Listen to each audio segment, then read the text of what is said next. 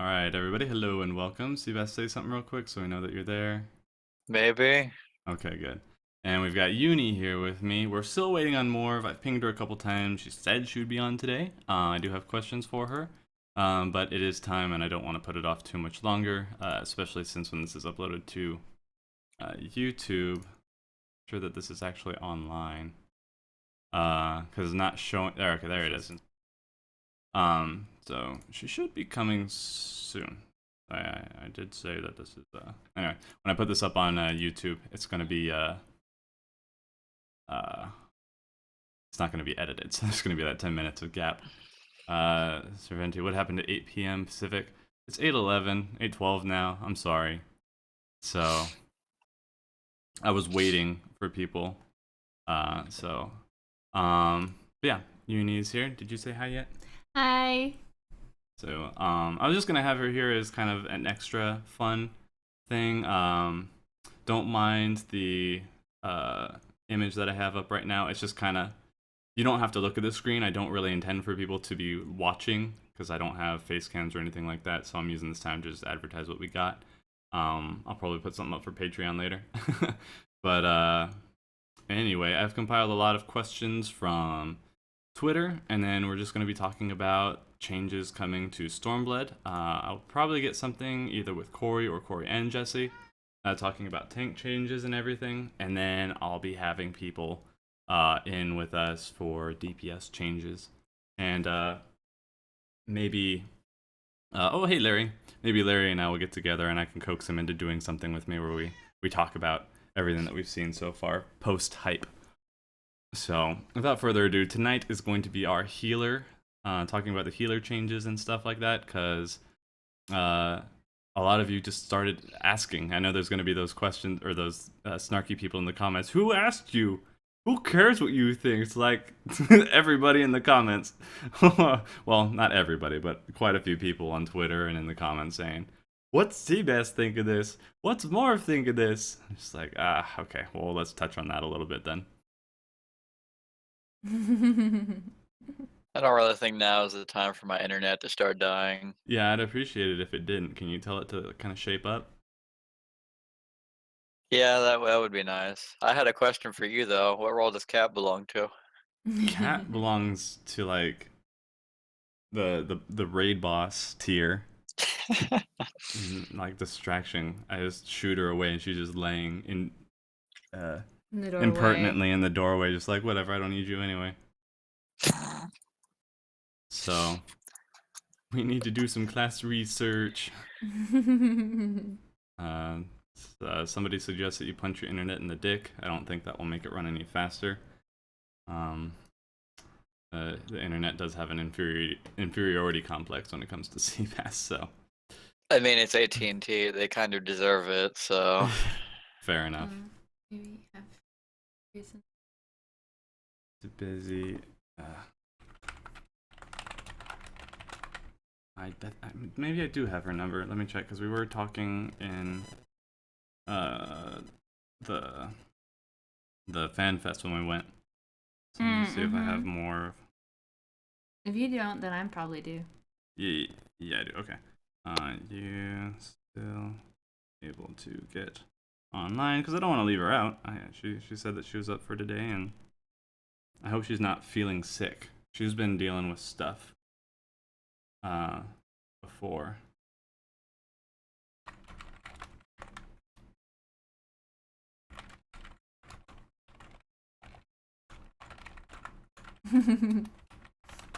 Nice, fire dancer. Jack drinks his coffee out of his fat cat mug. I do. I do indeed. I'm thinking about ordering, like making a design for samurai stuff. Something like coffee keeps me sharp.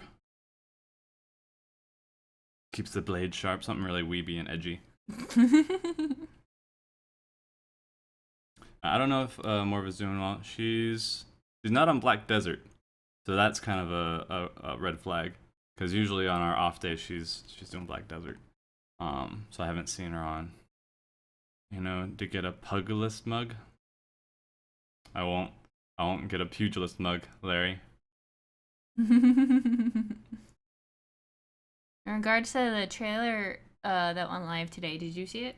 Yeah, I was talking to Larry about it because I was like, he was like, I kind of wish I didn't watch it. I'm like, yeah, me too, because there was spoilers. That's just generally why I didn't watch it, because the Heavensward trailer was the same way. And I was like, well, Square Enix has a bad habit of acting like a bunch of movie trailers where they put all of the important shit in the trailer that's halfway through the movie that you shouldn't know until you get to that point. Yeah, yeah.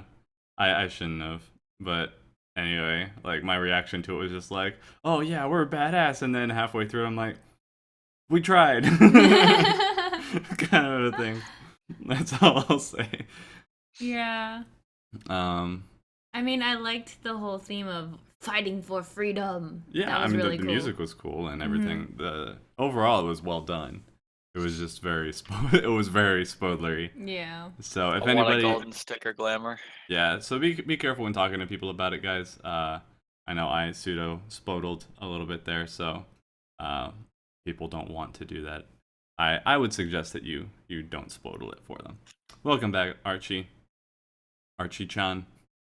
I'm gonna start using honorifics now. Apparently, it's a big trigger for people, and I think it's just silly. So, Seebass-kun. I have a list of general questions, so I can get into these, I think. So let's do some silly ones. I am Mr. Dent. These are questions from Twitter, real quick. Red Mage, best hat or best hat? I think I'm gonna have to go with best hat. What about you, Yuni? Best hat. Best hat. Yeah. Okay, I'm still a fan of the rice patty, or Yeah. even the headbands. Those are pretty cool. But Well, we don't have enough Astro hats to compete yet because we only had one big Astro hat. We need more of those in order to actually have a fair chance of winning. the Astro hats were cool. I liked them. The whole I don't know what they're doing with the Black Mage ones. Like here it is, but it's tattered. It's like the knockoff the or Void the Arc kind of yeah, stuff. it's like secondhand Black Mage hat where it's just like we got this out of the gar. I mean, we found this as an old relic. Here you go. It's all torn up and stuff. It doesn't look like that great. Oh, So red- someone's talking about Amon's hat. Well, you see, Amon's hat is like a completely different ballpark because of the fact that it basically makes every single cutscene that you're ever in ultra serious, and therefore you are victorious by default, which isn't fair. I'll switch back and forth with this so you guys aren't looking at that all the time. So let's see here. Now, everybody, I'm learning more honorifics here. So that's pretty nice. I learned Senshu from watching Dragon Ball Super with the that arc. That was a lot of fun. I'll do a couple more questions from the Twitter here, the general ones, and then we'll see. Just talk about like what we think about the changes, because this might be, it might be good to kind of do these things a little separately, spread out, because we're a little polarized in our group, how we feel about like white mage changes and healer changes in general. So I don't want an argument to start. I want us to have fun during this discussion. So let me see here. I don't intend on arguing. Let's see. Let's find a good one. At Dark Sky Kingdom asks, any jobs or ideas for jobs that you'd like to see implemented in future expansions? Examples: Blue Mage, Viking, Necromancer. Specific jobs, I would say that, like, I guess it would mostly depend on what they do, specifically for if they want to branch out what healing can be. An example being like in WoW, you have regen-based healers like Druid was at one point. Because as of right now, we only really have the shield healer and then the regen healer / reactive healer that White Mage is. They're not really purely regen based like how Druid was in WoW. So it'd be nice to see like a third type of healer overall, because Astra kind of came in as the copycat of the two. Yeah. And we were hoping it would have been something different, so I don't know. I am not even in regards to healing, but I thought Beastmaster would be cool just because I like having pets. So Yeah. that would be something I would look forward to. I do like the Beastmaster. I was hoping for Beastmaster in Heavensward because you had the hunters in the Chocobo Forest, and the Guardians were the tamers of Chocobos, and at least in 11, I thought it was indicative of that because the Beast Trainer, or the Beastmaster Trainer, was the guy who gave you your Chocobo license for taking care of a Chocobo. Excuse me. So I was like, oh, good chances we might get a little callback, but no. No dice. That's right. While you were studying the blade, I was getting my dance shoes. Ooh, what about a necromancer as a healer? Like we use darkness. I don't think to people heal. would. I don't think people would like necromancer as a healer. Probably not. If you want to do the damages as a necromancer. I mean, if you want to get technical, white magic is necromancy. That's on a very technical level, yeah. I don't know if we want to get into semantics here, but that's an interesting point. And you succeeded in triggering the shit out of Archie. Seebass, congratulations. Dancer. We don't get Dancer. Dancer would be interesting, though. I did like Dancer in 11. But reading how it was in 11, that actually sounds kind of fun if they were to do something similar. Yeah, I thought it was neat. Because it was a lot of... they do the dances to heal people, like they'd have their dance gauge or whatever. But they also put debuffs on the boss that buffed the party. So you'd have your haste dance, and as long as that was up on the boss, then that would haste anybody who hit the boss. Or drain Samba was one where every attack kind of had a bloodbath effect, so it was a good sustain that way. Yeah, Fire Dancer. I've thought about the whole melee healing too. That would be really cool. The only thing that's a bit dangerous with that one, which is in the end game scene, that you kind of have to tread a very careful line because WoW tried something with that with Monk back in Mists of Pandaria, and it was so difficult to balance that after a certain point, they flat out just removed that way of healing from the game because they were tired of it. Because when it was good, it was legitimately mandatory because of how much damage they did in order to push speedruns. But when they nerfed it, everyone complained to the point where it was actually so useless you didn't even bring the class. So Blizzard was like, you know what? Everyone's complaining, so it's gone. And now we're just making it a pure healer. Deal with it. Yeah. Well, that's what I'm saying. What if you... Well, didn't we talk about that once before? Like, what if we could hit our teammates to heal them? Oh, no, that was shooting. We talked about shooting each other to heal before. Oh, like Overwatch or like Katekyo Hitman Reborn? Yeah. That'd be an interesting way of doing it. Ooh, Chemist Healer. Yeah, the Chemist is a good one.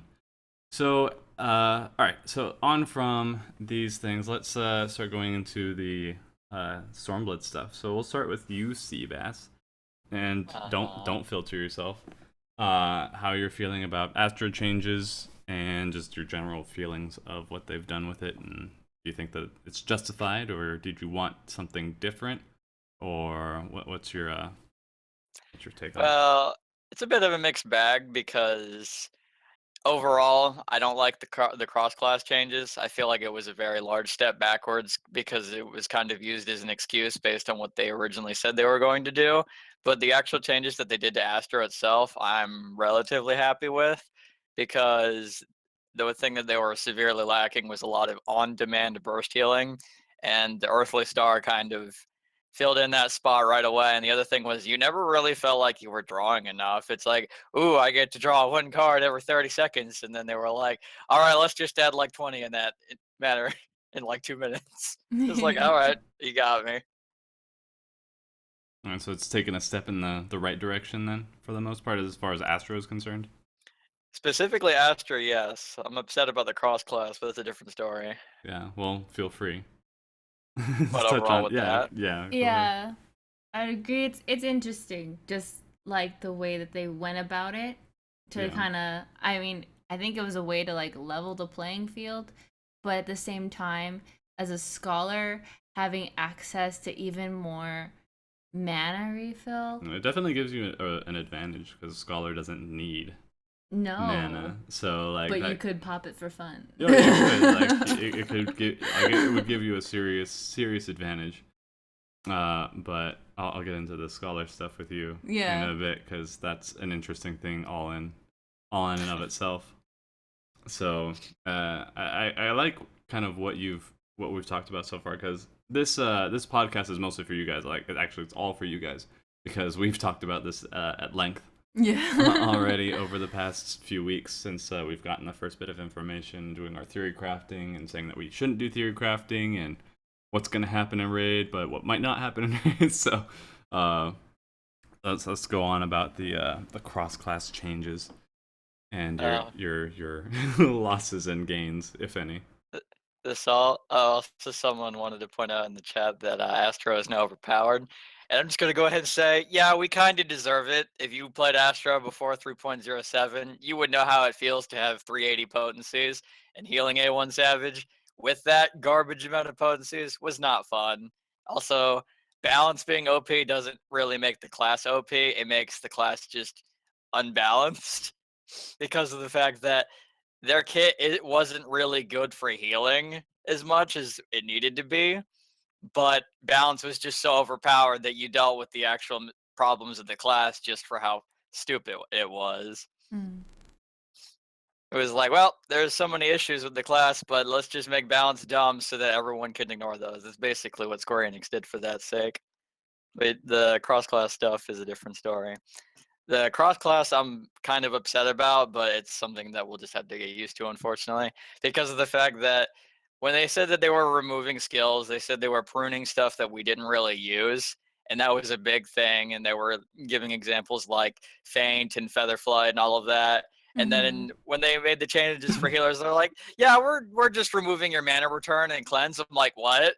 It's like, no, now you gave us negative cross-class, because the whole point is you're supposed to have a choice.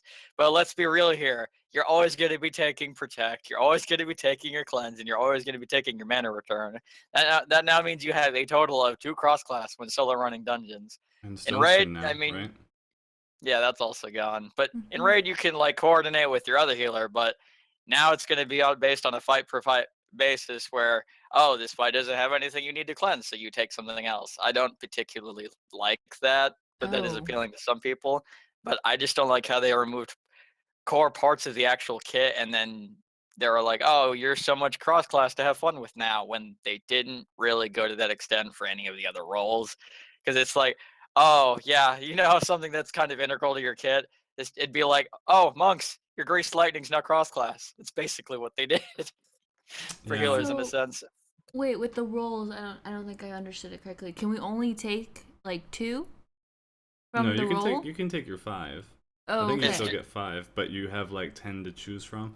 So I tried to inform you about. We went over the scholar stuff, but we didn't get too much into the cross class system. Yeah, the new roll abilities. But I can pull those up real quick. I actually meant to, so we'd have something to look at. But go ahead, Seebass, and explain kind of some of the stuff before I pull this up. The main thing with that is basically like, most of them are like, okay, you have these are good, and this is like really good, and you have to take this. But for healers in specific, it's like, oh, if you're in a dungeon, well, you literally can't do the dungeon without a cleanse, so that's 1 gone. 2, everyone's gonna complain if you don't have Protect, so that's 2 gone. And 3, if you don't have a mana return, you're just screwed, so that's 3 gone. That means overall you have to take those 3 cross class just to do content, because those are literally core part of your kits. So you might as well just, like, they might as well have just gone out and said, yeah, you have 2 cross class available, because that's pretty much what they did by removing such important parts of our kit. Yeah. Not to mention Swiftcast.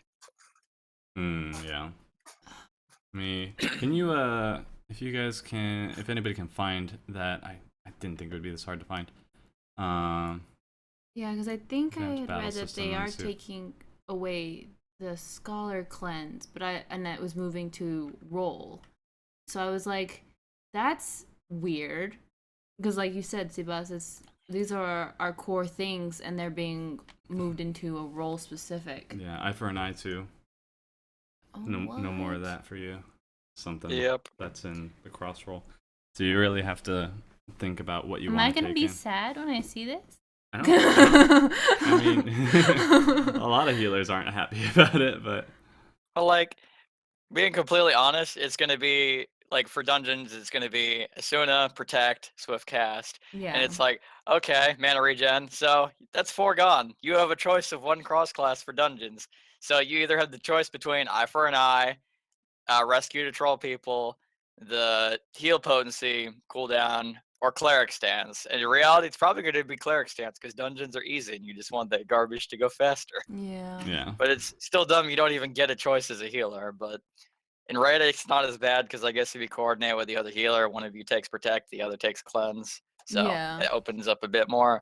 But you really shouldn't have to go to that extent of having to coordinate with someone else just to have decent cross-class access. Oh, good. Yeah. Larry said that it'll be 100% mandatory to bring in Protect at all times. Yeah.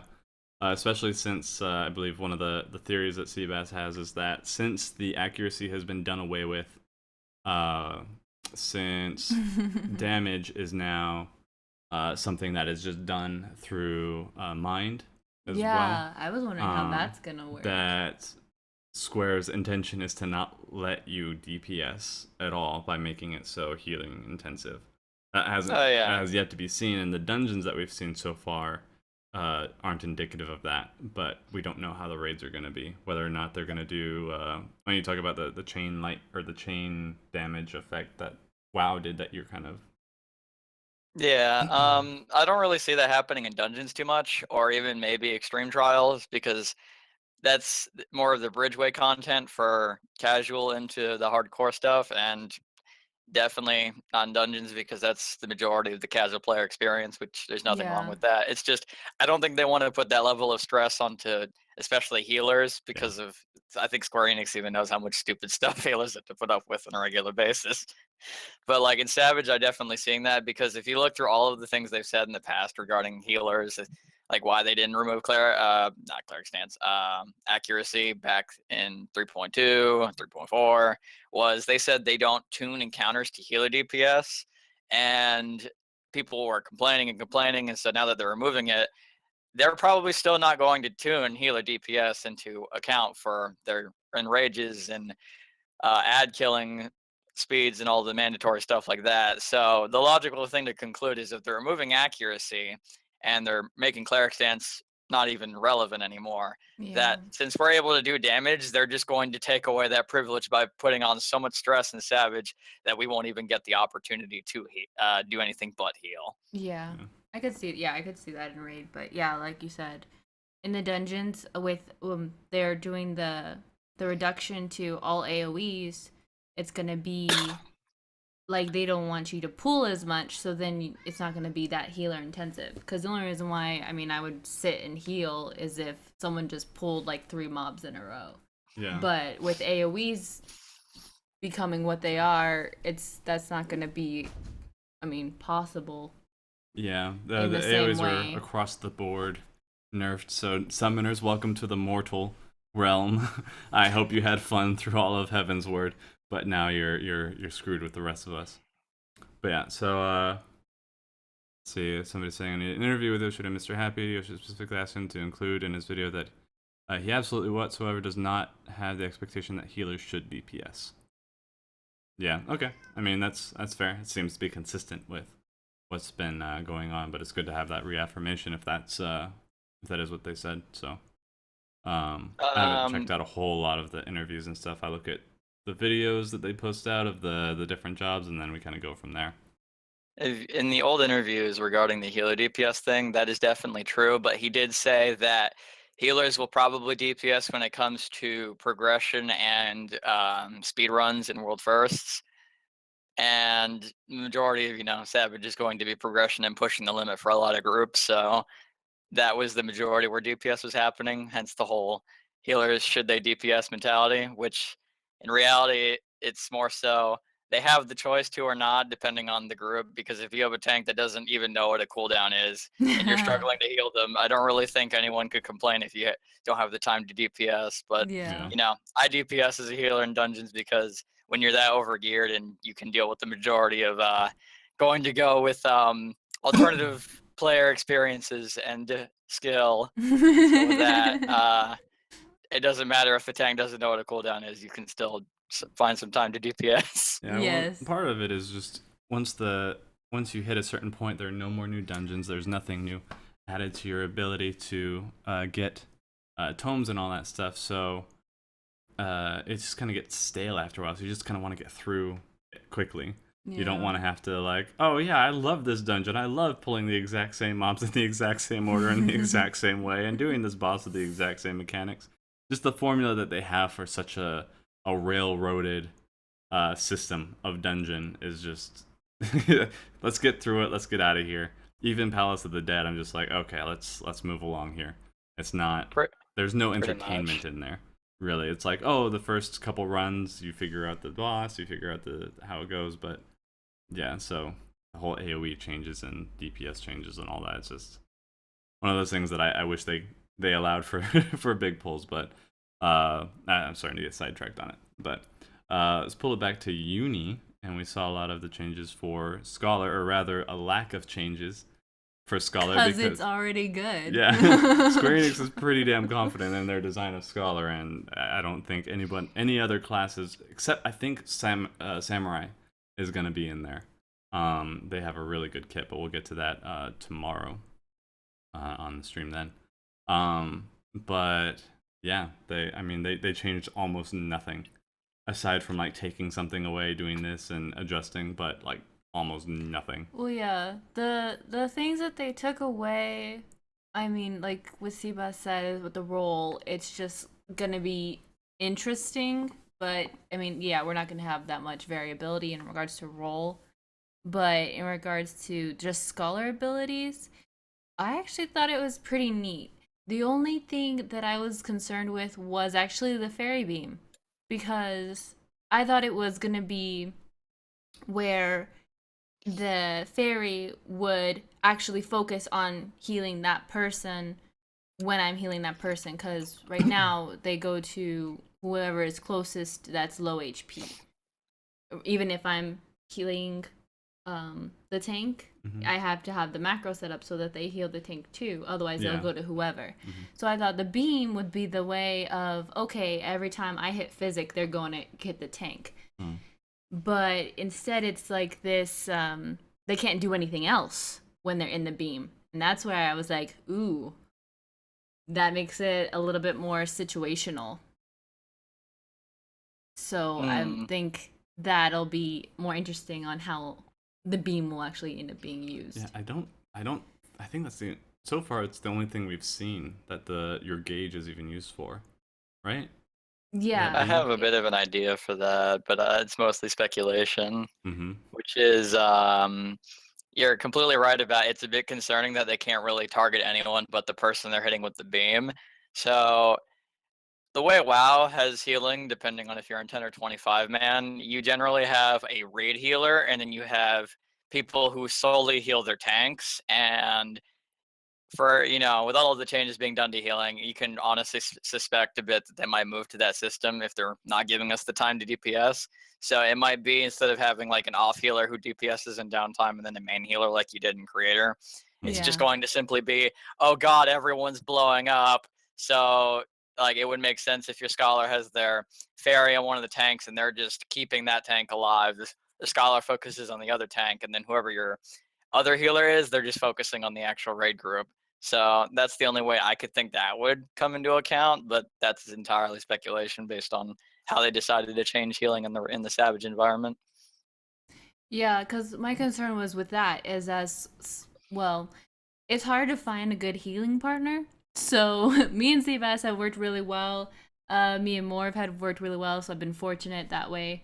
But when you are the solo healer, then if I can only heal one person with Eos and she's not going to fire off her Whispering Dawn, then I'm like, then it becomes okay. That's what I mean, situational, because I'm used to basically doing everything as Scholar. If you go into that situation where you're really the only healer. Yeah. So, and I liked Scholar with its I can't think of the word, but utility, in that I could almost do everything and maybe one person would die. But now with that little bit more of a focus heal here and there, and then Oh, I totally forgot the new thing that I get that has the little textbooks that pop up. I Hmm. forgot what it's called, the ability. But that one does I think the that's X. buff. Yeah, that's XCOG. I think it was. XCOG. Yeah, that Or sounds no. That super was cool though. was it Stratagem? I can't remember which one I it think was. it's XCOG. Or I'm trying to think if XCOG was the thing that Mr. Happy was talking. I don't think he did Scholar. Maybe he did Scholar. I don't remember. But we were going on about yeah, it's that one. No. Okay, so the stratagem increases the crit rate on Yeah, enemies, on the like enemy. their ability or their not ability to be crit.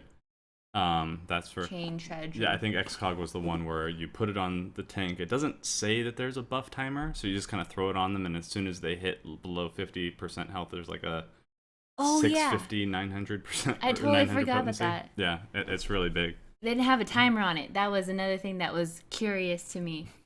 Because I mean, the new abilities that they've added are really good to Scholar, but I think at first glance they looked like they would be OP, but if you look closer, they are more situational, and it's going to take a good Scholar to know when to use them at the most opportune time in regards to raid. Yeah, like they're like, Scholars, you're already in a really good spot, and we're just gonna give you even more good shit. Because that beam is strong as hell. Like all you do is you use But your the fairy Aether doesn't Flow do anything else during it. during the But beam. we haven't even looked at what the pet actions are. Yeah, If they they've didn't added show anything them. or if they've changed anything at all. And then the increased crit. I like that we get a buff that we can buff, well, debuff the That can compete boss. with balance. Yeah. Yeah, because we haven't ever had any buffs before as Yeah. Scholar, so I thought that was cool. And then the other thing that you just said, the XCOG, Mm-hmm.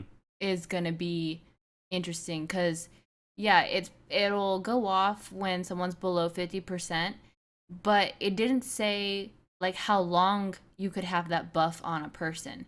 So when that info comes out, that'll be interesting too, Mm-hmm. because you can't just like, hey, at the beginning of the fight, you can have this, and whenever that, because then that takes the guessing, or it takes out the skill in doing, like, before it was an adlo, you would adlo somebody pre-healing. before, yeah, Or that was, pre-casting, yeah. but now you're doing this other buff, and whenever whatever tank buster happens, it'll go off. That doesn't Yeah. make sense.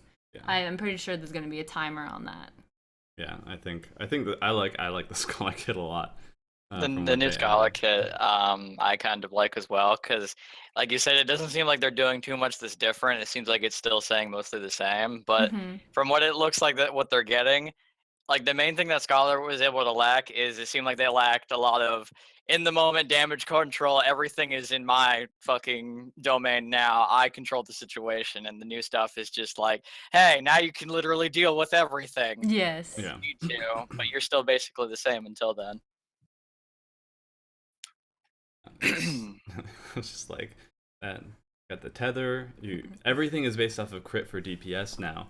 Like so many procs for crit, and then I'm gonna grab my chair. okay. Then you have Scholar going in there and being like, now you crit more, and everybody being like, yay, because they took away internal release for everybody else, I think. So bards don't have to kill themselves. I was about to say, somewhere there's a riot and all of the bards crying that they don't have internal release for Bloodletter anymore. Yeah, somebody was I was playing with Larry on his server for a bit, and somebody was talking about, why do I have to get Pugilist for freaking Archer so I can get Bard? I was like, I don't know, because you're not getting internal release anymore. It's just it was, yeah. Like, you used to get like one of the best abilities for cross classes for bards, so now I don't even know. Sorry guys. It sucks to suck. So let's get into I think I upset Archie. Or is somebody else? No, B and her are fighting. I think someone else had a quick comment about the balance stuff. And I'll go ahead and say that honestly, if you've like known me and have listened to my rants regarding Astro, Drac will tell you I did not like almost any of the Astro changes throughout all of Heaven's Ward, Yeah. including the balance buff, because it was basically all band-aids. They never really did anything to actually adjust the class. They were just like, oh, here's a bit of pepper so that you're not literally excluded from everything in Party Finder. Like the balance buff literally was just, like I said, it was, hey, it's now essentially mandatory to bring this class because this is OP, but the rest of the class is still kind of garbage. I mean, overall, that, and they also lied a lot, which I was really upset about, because if you look at the interviews that are from way days back, specifically during Gordius, they said that the state of Astro was so awful they didn't know what to do with it because of the skill gap for a good Astro and a bad, that they were considering looking at sex and making it so that you can dance between them, and then they were like, we're going to give the class an entire overhaul the same way we did Warrior in 2.1, and then the day 3.1 happened, not a single word was spoken by the dev team except, hey, here's some small band-aids. So the balance change I never liked because it made card play very stale, because it was basically AoE balance or bust. And all of the new card options are also interesting, but without them nerfing balance, it's still going to be AoE balance or Lord or bust. Anyway, what were you saying, Drag? Oh, I was gonna move on to some more of the Twitter questions for you specifically. But it says Jesse said the media tour, the XCOG was 30-second duration. I was watching the Mistech video, so it didn't on the tooltip it didn't show a duration, and she was doing stuff on the dummy. She didn't actually go into a fight, so I didn't see anything other than that. And I'm not interested in what they did with the tanks. Mostly, I mean, they look cool, but I'll figure it out when I get there. So anyway, going into some more Twitter questions. At JimLink666 asks, on a scale from 1 to 10, how much is Seebass going to ruin everyone's life with Rescue? I think I'll go one step further and go ahead and say that it'll be a surprise, because it would be kind of ruining the fun if they were able to predict it. You got to keep them guessing. Yeah. He'll use it for good, and then he'll use it for evil. It's kind of he's rated long enough with Corey, even before Final Fantasy, to kind of understand that mentality. So he's been taking notes, I'm sure. Cat, stop! I fed you. Go away. Go away. You're just yelling in the back of the room. Go away. He's not gonna go just because he's. Come here. This pissy little. It's making random noises, distracting me. Stop it. Because you don't She love wants her. to be on the mic and talk about healer changes. I'm like reaching back to pet her, and then like she's closer than I expect, and I bop her on the head, and then she runs away, and then yells more at me. I'm trying to. Anyway, moving on. She's doing that thing again where she's raid bossing. Yeah. Where Cat is like, "Ree!" Basically. Okay. At Zistery, what are y'all, specifically Morv's and Seebass's, opinions on the healer changes, such as White Mage's Lily Gauge, being a bit underwhelming? Rip Morv, because we don't know where she is, so I guess I only could comment on it. There's a lot of controversy regarding White Mage in general, and the first thing I'll say is people need to seriously calm down, just like they needed to with Monk during the later part of Heaven's Ward, because I will say the one thing Square Enix does rather well, excluding Astro, is they did manage to balance pretty well throughout all of the expansion. Everything you could bring to everything and clear it. It wasn't like WoW where it's like, oh hey, well you can't change classes, and this specific spec only works if you use this third-party program that messes with your latency in order to get an additional proc, and if you don't use it, no one's going to bring you. Yeah. Yeah. So overall, people need to calm down a bit. Everything is viable. Square Enix will at least make it so you can beat everything with everything. I mean, it might not be optimal, but I mean, let's be real here. How often is Party Finder optimal? Yeah. So, but other than that, the Lily Gauge, well, I'll let Yuni say what she's going to say first. No, I was just going to ask you. I didn't look at what the White Mage's new abilities are. So what are they getting?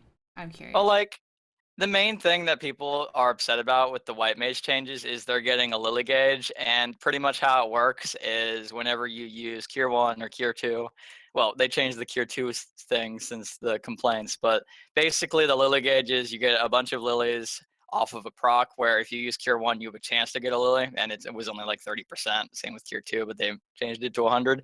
And what it does is it basically gives you cooldown reduction on the next ability used that would use them, as well as certain abilities that don't consume them. So it would like reduce the cooldown of the size based on how many lilies you had. Okay. And then there were certain things that consumed them and had effects.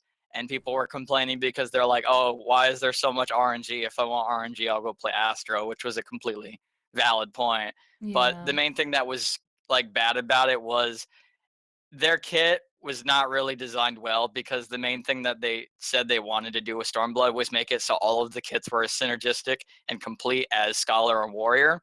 And the thing with the White Mage kit is the Lily system completely broke that mentality, because of the fact that essentially the way the Lily system works is you're being punished for regenning and AoE healing. It was literally you're cure 1ing and cure 2ing, otherwise you're not getting lilies. It literally fights itself in the kit, which is why it's badly designed and people were upset. Yeah. To parrot what Morv has said already, since she's not here, and she can make comments in the video if this is misunderstood at all. But she her other class is Black Mage. That's the other class that she really likes to play. So she was saying that the rate at which she got Firestarter was enough for her, and that was based on a random chance. And since the Lily's chance was higher, she figured that she would always have them anyway. Just based on how often she's using the cure, and I think you can only have 2 lilies at a time. Was that it? 3. So I think her thing was like, she thinks she'll have too many lilies. So she's definitely not on board with the whole doom and gloom, White Mage is dead, subreddit and forums train that people are writing right now. She's a lot more optimistic about it. I do think she has some apprehensions. I'm not sure exactly what they are. But she's very confident that they'll be addressed by the Square Enix team. Definitely. Because her and myself have been able to easily approach people from the community team, and they're pretty open about what they can talk about, and kind of give some reassurances or lead us to where we can find the right answers. So we have confidence in their team, and we have yeah, I don't think it'll be too bad, but like Seebass said, there is that question of whether or not the class is going to have synergy within its own kit. Yeah, that was the main complaint I also had, is that the Lily system just doesn't work in the mindset of if you like using regens or AoE healing, which is kind of the optimal thing to do. You AoE heal your regen, you set it, forget it, you go to DPS. Now it's like, oh, you have to use cure 1 and cure 2, which most white mages who are in the Savage scene, they play as optimal as possible in order to get DPS in. So it's like, oh, well, now I'm stuck doing that, and it's not even that good. Yeah. That was like their main complaint. But the other thing is, well, one last comment being that specifically people are having all of the doom and gloom, but Stone 4's potency is pretty legit. And if we could still have a DPS scene for healers, I would honestly say that you can look forward to White Mage dishing out the damage. So if they're not even that good in healing, you can at least expect them to be a good damage healer for speedruns. Yeah. Let's see. Larry says that it feels more lilies are more passive than an active thing, like most every other gauge or asset is in the expansion, and that sounds pretty right, especially with what Seebass is bringing up regarding the DPS aspect. Though there is a slight benefit, because you can always macro your ability, like your damage abilities, to target of target, so you can still, and you don't have to switch between cleric stance anymore, so you can keep focusing your tank, hit, heal, and then just straight damage from target to target if you don't want to switch. That's a slight DPS loss in just the timing, because there's no macros don't allow you to queue your abilities. So like you have to wait for it to end, and then you have to wait for the input again, and then that's what I mean. And then it'll execute, rather than if it's not on a macro, you'll hit it, and then you'll hit it like a half second before, and it will automatically start casting right as soon as it's done. So there's a way I think that white mages now can handle that and deal with it. But yeah, also Maserao, we did say, Seebass did say that Cure 2 is now 100% proc for lilies. That's Yeah. that, The only I'm other glad that concern. in chat. The only other concern I had regarding that was the second layer of RNG, which people were upset about, was the confession system with that one ability with a dumb name, I forget, but it's basically about building confession stacks on people, and then you're able to heal them for a hilarious potency with that off global. And the concern with that one, even with the 100% Lily change, is they specifically did not mention if that was also staying a 30% or a 100%. So the main thing being, hey, not only do you have to deal with Lily RNG, you have to deal with Confession RNG. And if they didn't change the Confession RNG as well to 100% on Q2, people are still going to complain. Yeah. Well, I mean, that sounds like it's something that they want you to build on your tanks. So you basically prepare for a tank buster in that way? Yeah, but that's the thing, is that it's not consistent. So it's the same situation that Astros are kind of in with their cards currently. Is that you have to hope that the ideal card comes your way, so that the situation is set up, or you really have to pull and pull and pull to get the right situation, which detracts from being able to make the most of your cards that you get. Yeah. Exactly. You know. So it's like crit for healing. You don't rely on a crit. No. You just, it's nice to have one. You can't rely on RNG with Confession. Bootshine would like a word with you. Well, you crit the butt.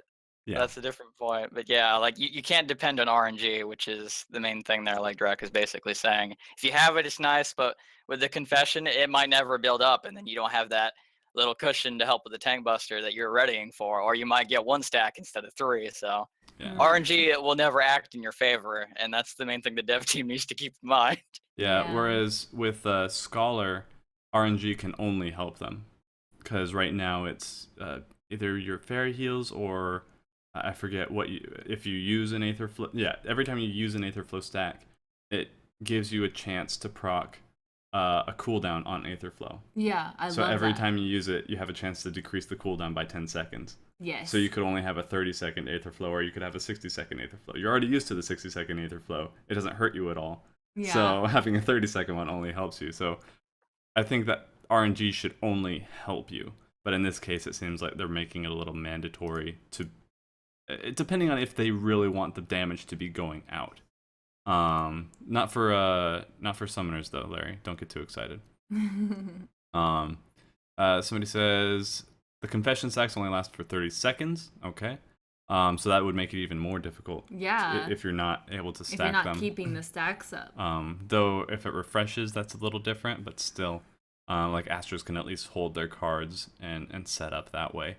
White Mage at least gets one really cool new thing called Thin Air. Spells cost 0 MP for 12 seconds. Holy spam all day, every day. Well, if AoE didn't get ripped to hell, then that would probably be better. And you'd have to make sure that they don't do the same thing that they did with Lightspeed, where DPS abilities aren't nerfed in potency for using it. If you have no cost, I mean, I could see that working with new white mages, because, I mean, maybe not new because it's going into Stormblood, but because I noticed a lot with white mages, they would have trouble handling their mana. That was always a thing with white maging. A good white mage would always have mana, but if you're in a new fight or you're just a struggling white mage, you would be losing that mana halfway through the fight. And that's where I came in as Scholar to kind of do that buffer area till a white mage got their mana back. And I like that ability, that it won't cost them any mana for 12 seconds, because then they can at least heal without costing them, and they can take that time to mana regen. So that is nice for the white mage, but the stacks thing is killing me. Yeah. On so the confession stacks. I really liked White Mage in Heavensward because it was so simple and straightforward.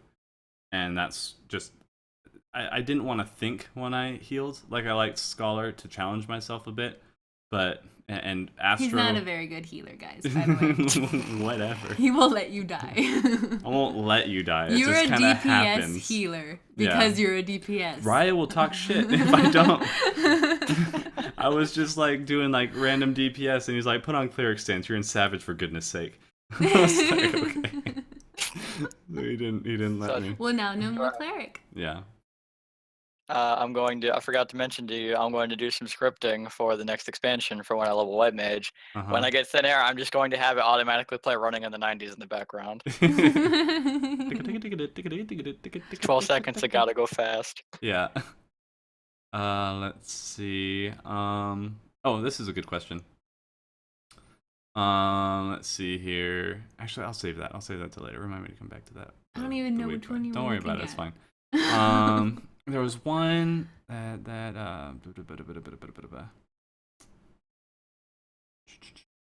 see, there's one. Is anybody at NES blowing things out of proportion? Even though they haven't touched any of the new changes yet, we've had some talks of people being like, "Oh, this isn't viable anymore." Like people were saying, "Oh, Monk isn't good anymore," or "Monk is better than Samurai." Sorry, I was like implying, like, well, Monk has utility. I'm like, wow, 12 seconds of 5% increased damage.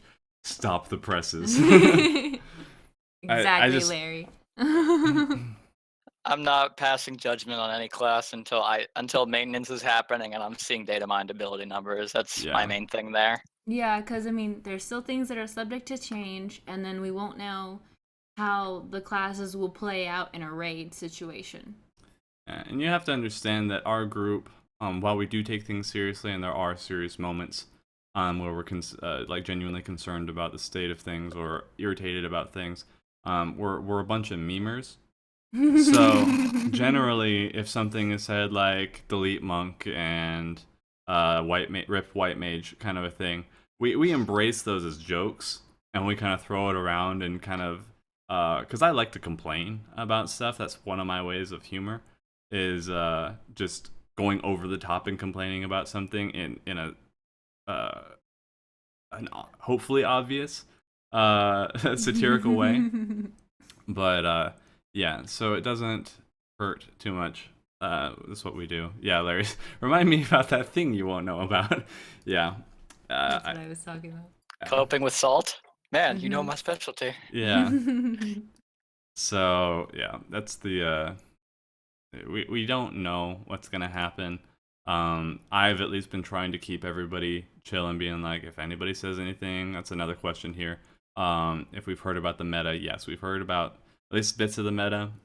It's important if you're in a hardcore raiding situation, if you're going for the world first, to understand the meta, because that means you're understanding the synergy between your classes. That means you're understanding the synergy between not only your healers, but your healers and your DPS, and your tanks and your DPS, and your tanks and your healers, and how to optimize both your DPS and optimize the just how the damage is going out, giving you the opportunities to put out that damage in your speed runs and all that stuff. It's important to think of, but it's not what we're talking about, or it's not something that we're really considering. So if anybody wants to be like, oh hey, we're going to you can't go White Mage or you can't go Monk because it's not in the meta or it's not as strong. Yeah, no. We would have told Seebass to switch off to Scholar anyway, and the only reason we even suggested it was because he would not stop complaining about Astro. Me switched to White Mage, and I didn't switch in Mage. Gordius, but half of that was because of Tomestone's being locked to classes. So I'm not gonna force someone else to switch off a class because back then I didn't do the same. So I'm not gonna be a hypocrite and be like, oh, this class is crap, you need to switch. Also, overall, again, every class will be viable. It's Square Enix. They're at least okay at balancing. So even people in general need to calm down. If you go on Party Finder and start saying, oh, no White Mages ever, those people aren't even worth your time going into Party Finders with, because these are the same people who complain about skipping SOAR and do less than 1,000 DPS and died to SOAR when it happens. Yeah. It's not something that you should get too bent out of shape about. Yeah, dealing with stupid people and people who are putting their feelings in arbitrary areas is not the best thing to do, and it's not something to really stress. I know people were talking about the last State of the Realm, where Mary and I just lost the name. I was just watching his video on healer too. No, Dragoon. Just linked it in the raid chat. Ethis, and they were talking about that the meta is for the end game, or the speedrunners, the world firsters, those people who want the most damage out of it. Yeah, Ethis is what I was talking about. So yeah, I think they've got it right. I don't think that you should completely disregard the meta. It's not. Don't bash people for liking the meta or wanting to go towards the meta if it's something that they're excited about, that they're trying to theory craft for. But as soon as somebody goes into Party Finder and expects you to be meta and starts bashing you for not being meta, then they're stupid. Those are some dumb people you don't have to worry about, and you're better off just ignoring them or dragging something in front of your chat bar. Exactly. So you don't have to listen to it. So you shouldn't demonize people who want to go for the world first meta, but the thing is, those are the hardcore people who go for the world first. They aren't your average party finder, so your average party finder should not be demonizing White Mage for being there and be like, oh, you should play Astro because we're in the age of Astro. No, you let them play White Mage. If they can do their job, I'm going to tell you, there are plenty of garbage Astros, and that White Mage can pull their weight. It is entirely within the realm of possibility. Yeah. Be quiet, Celestial. I love APOC. You stop picking on him in the chat there. Here's a question, just kind of taking things up, kind of talking about the meta. Then, is anybody in us changing their main? That's from Viral Kitty. Or I'm not gonna. I don't like it when people do that and expect. I can't read that. So I'm calling you Viral Kitty. I don't know. Morv has not said anything. Seebass has not said anything. And what about you, Yuni? I'm gonna try Red Mage, just because I really like that. I think I really like the playstyle, but Scholar's my main. Yeah. Shut up, Larry. I'm not going Red Mage. I will be playing Red Mage, but I'm not going to be maining Red Mage. But I'll touch more on that. I'm switching to Samurai myself, with Monk as my off class. But yeah.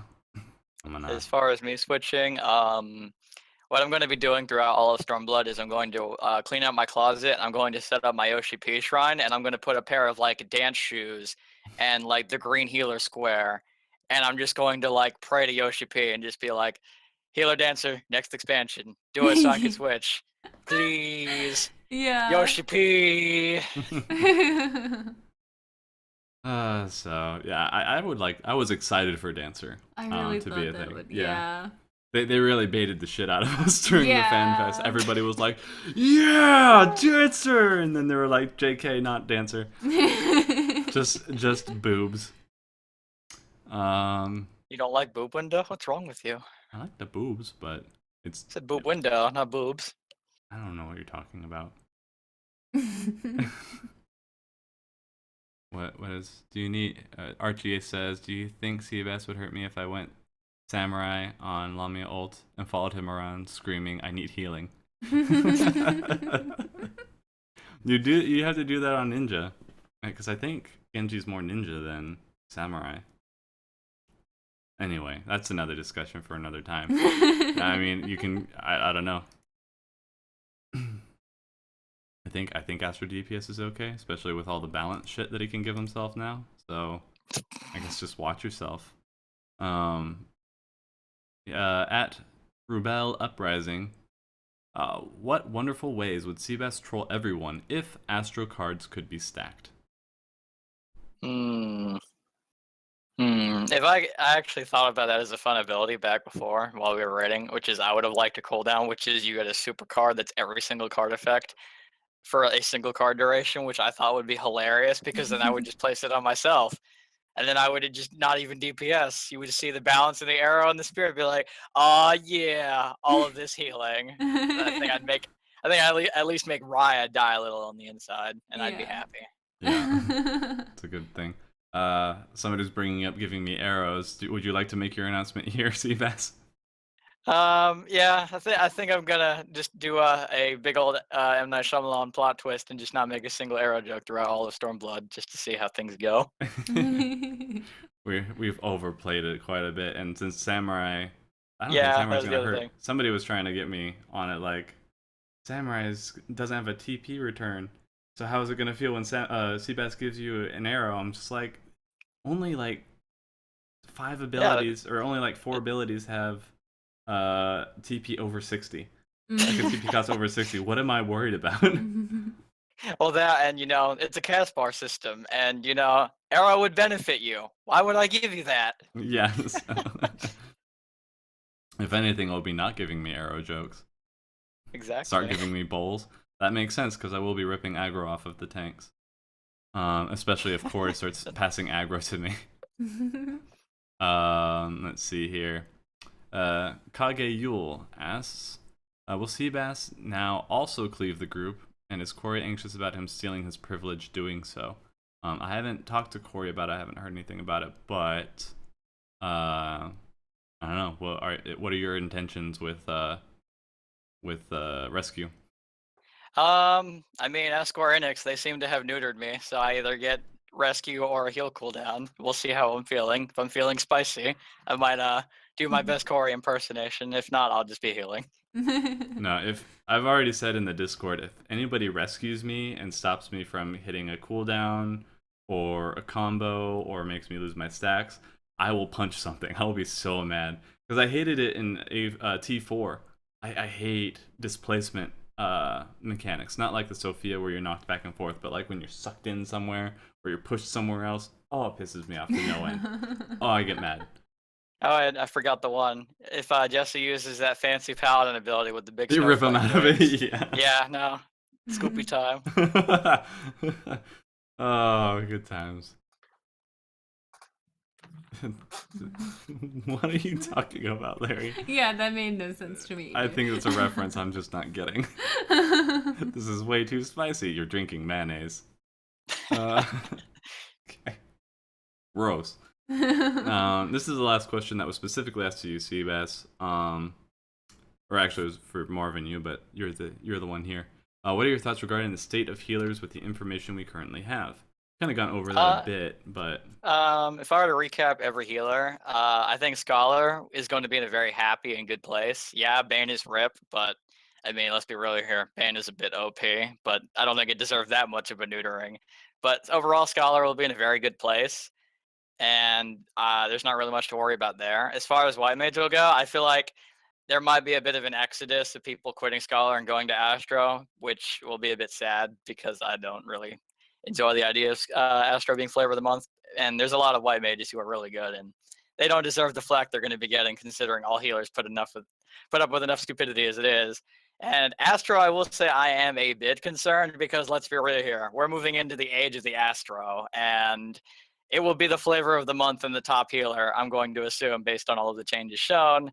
And the thing is, they're adding more to the skill ceiling on Astro, specifically cards. And I have not seen a single guide on the subreddit regarding Astro that I've liked. And all of the cheat sheets, I honestly make me cringe. And overall, with how cards are basically being given a giant steroid where it's going to be going even faster and you're going to be drawing more.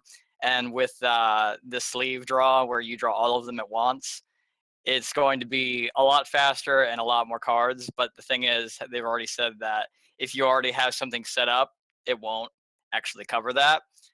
I think that's going to be a bit concerning because people are just going to kind of brain fart that one because it's going to basically be you're going to be speed drawing all the time. And I think the way it's going to be is you're going to get about 3 opportunities for the AoE balance, and you're just going to be using whatever you find because I'm going to say it's going to be a DPS loss if you do not end up using sleeve draw to its max potential.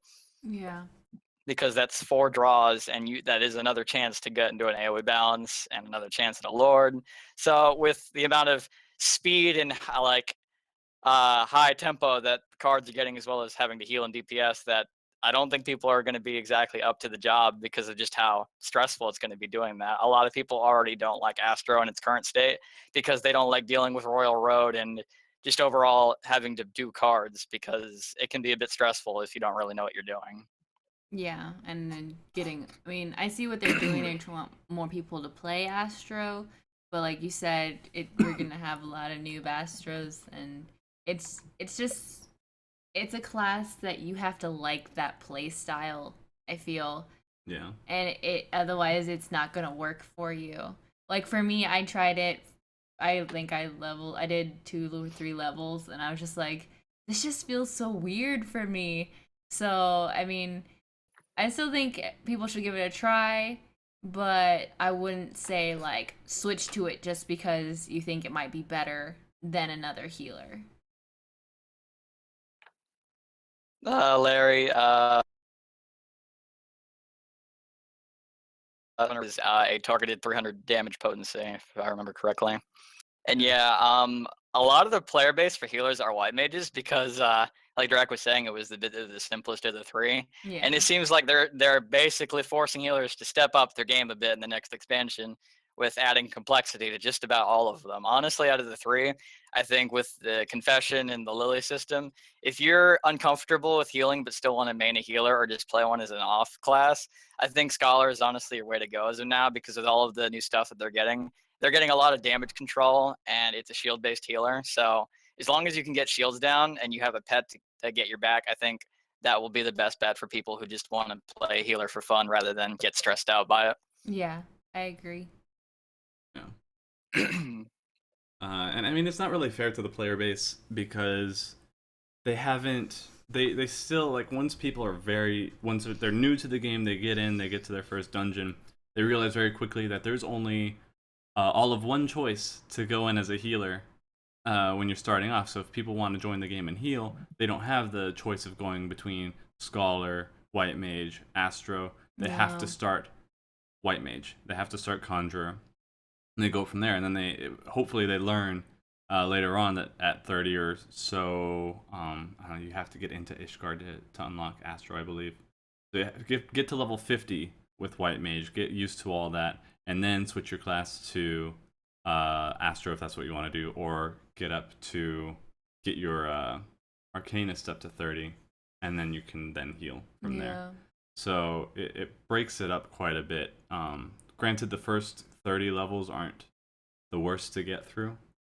You can probably do that in a couple weeks playing casually. Yeah. And going through quests and stuff, in a couple hours I made it just to 15 or 17. So if people are doing the story with that, then I mean, honestly, when it comes to that, I hope that what they said that would come in 5.0 actually does, which will upset some summoners and scholars. But if I remember correctly, I think Yoshi P said by 5.0 they are wanting to gear over and move to no classes, all jobs, and that you'll just start as those jobs, which means Scholar and Summoner will no longer be leveled together, which will upset, that side of the player base. But I mean, overall, for everyone else, it'd be able to be a less confusing to the new players and more of a quality of life change. So it could just be, oh, hey, you want to heal? Well, now you have Scholar at level 1 that you can level as well. It'll help Yeah. out the healing situation for people who want to give it a try. yeah. I mean, like I could see how people could be upset, but I don't know, in my point of view, I would be happy with that just because there was always, even if I did have my summoner leveled up, I would have to go back and switch to my int versus my mind stats.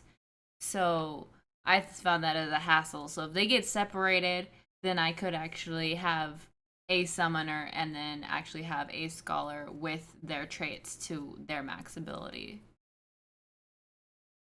Yeah, I get you. Larry also brought up a solid point, which was about Scholar and Summoner having their own identity, which I also approve of because, Yeah. especially in Realm Reborn, it was very hard to balance either of them because of the fact they share the skills. So if you nerfed like Bio 2, you would nerf it for the other one as well. So I think it would be more healthy to both classes if they both moved away from each other in identity. Unfortunately, the sacrifice for that would definitely be leveling both of those at once. But if both of them are more fun and like benefit out of it, I think it would be an acceptable sacrifice. Yeah. Somebody said getting one job to 30 and then another to 15 will be gone. I don't think you have to do that anymore. That's what people have been saying, that Yeah. requirement is gone. Because of the role abilities now, you don't have to go to another class for that cross class action anymore. That's what I've heard. Raisin said it. That's what I heard when I was over on Aether for a bit. Hi, kitty cat. Come back here and let me pet you so that you shut up or run away like an asshole. Yeah.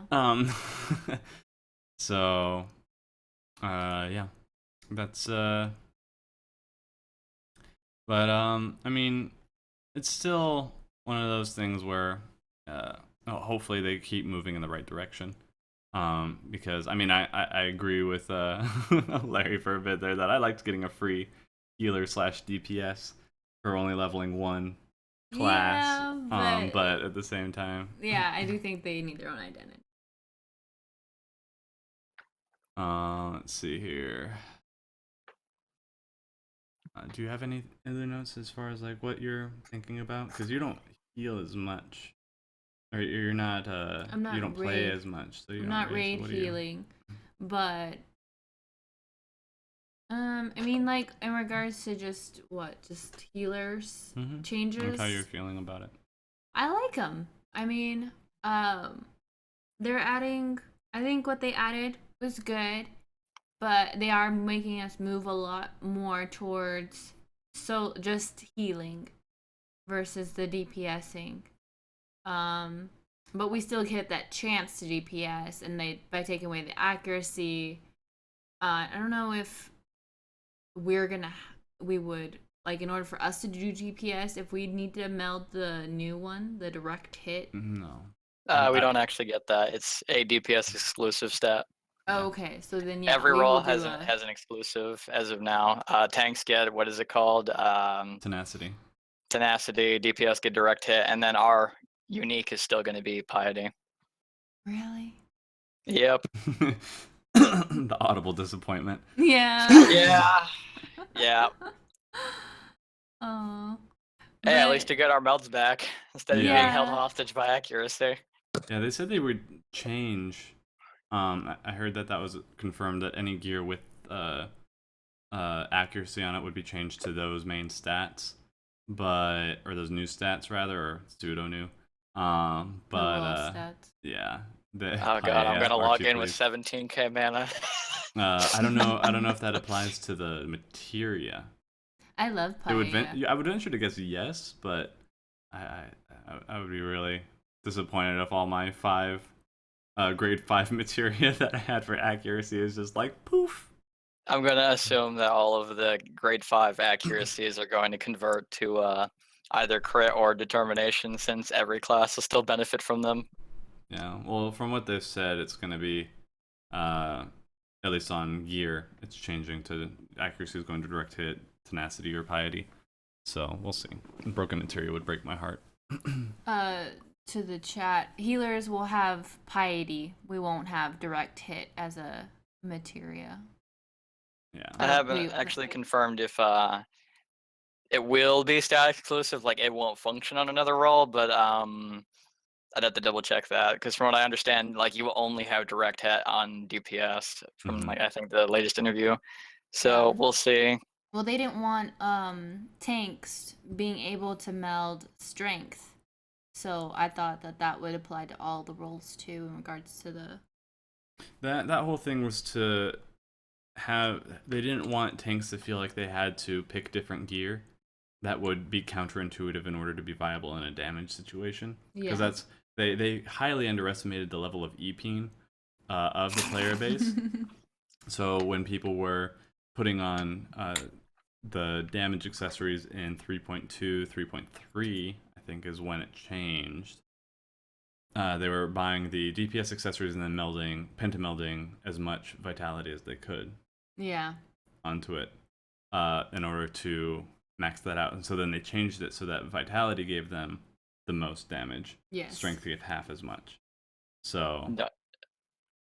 Celestial, if that's the case, I hope they don't tease Yuni by giving a small direct hit chance to healers, because that just means you get a crit direct hit ad low. Yeah. Just explode in an aura of green light. I would but you have to be like directly in front of the person, right? No, in front of the target. No, it's just like a chance to it's like mini crit, basically. Yeah, it's a mini crit. Because then I was like, if I had to be positionals for me, I would do it. Oh, I would do it. do whatever you could to do it. All of a sudden, you see the Adlo hit somebody, direct crit, and they just ascend. Yeah. I die, but they ascend. I am no longer in this mortal plane. I have ascended. 5.0 new scholar ability, double the duration of your next shield. Oh, jeez. The duration isn't the thing. The potency is what. Because. Hey man, when you crit Adlo, that shit's gonna run out. It's not gonna. Yeah. It's not gonna pop. At least when you start. Oh, and then you have some rough. people.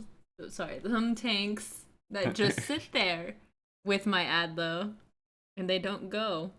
It makes me so sad. Yeah. Jesse. It reminds me of my tweet earlier. I was like, everybody else is like, oh, I'm gonna run this with my girlfriend and my boyfriend. I'm like, okay, and then I hear you in the background playing Final Fantasy. I was like, hey, you need some help? Nope, but this tank could stop sucking. Well, you wouldn't be in the tank anymore. We used to run healer tank.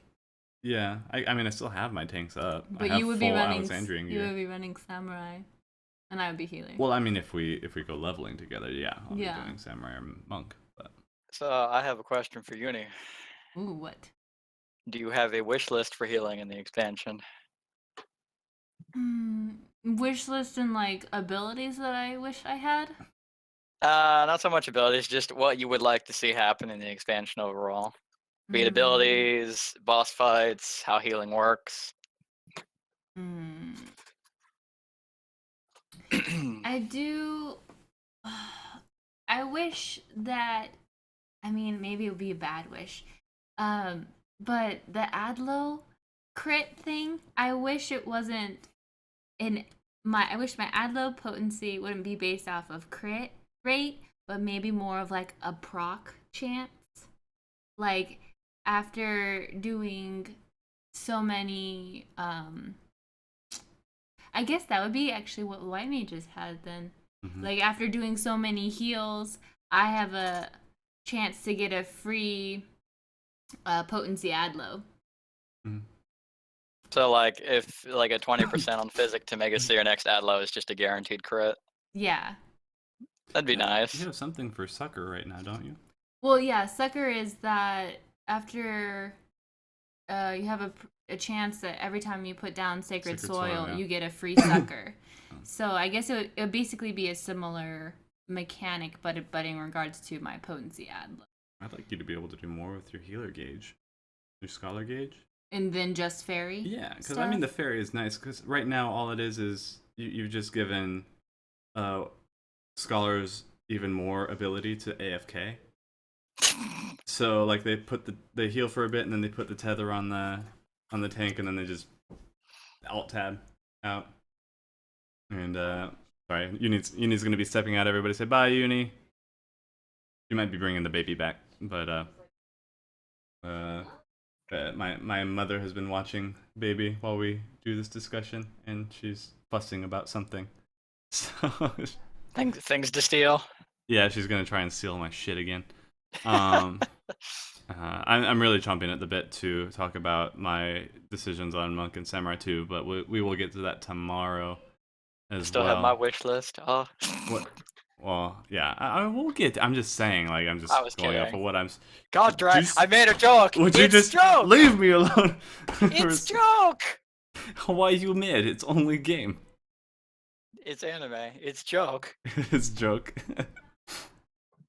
Let's see. Do you have a wish list?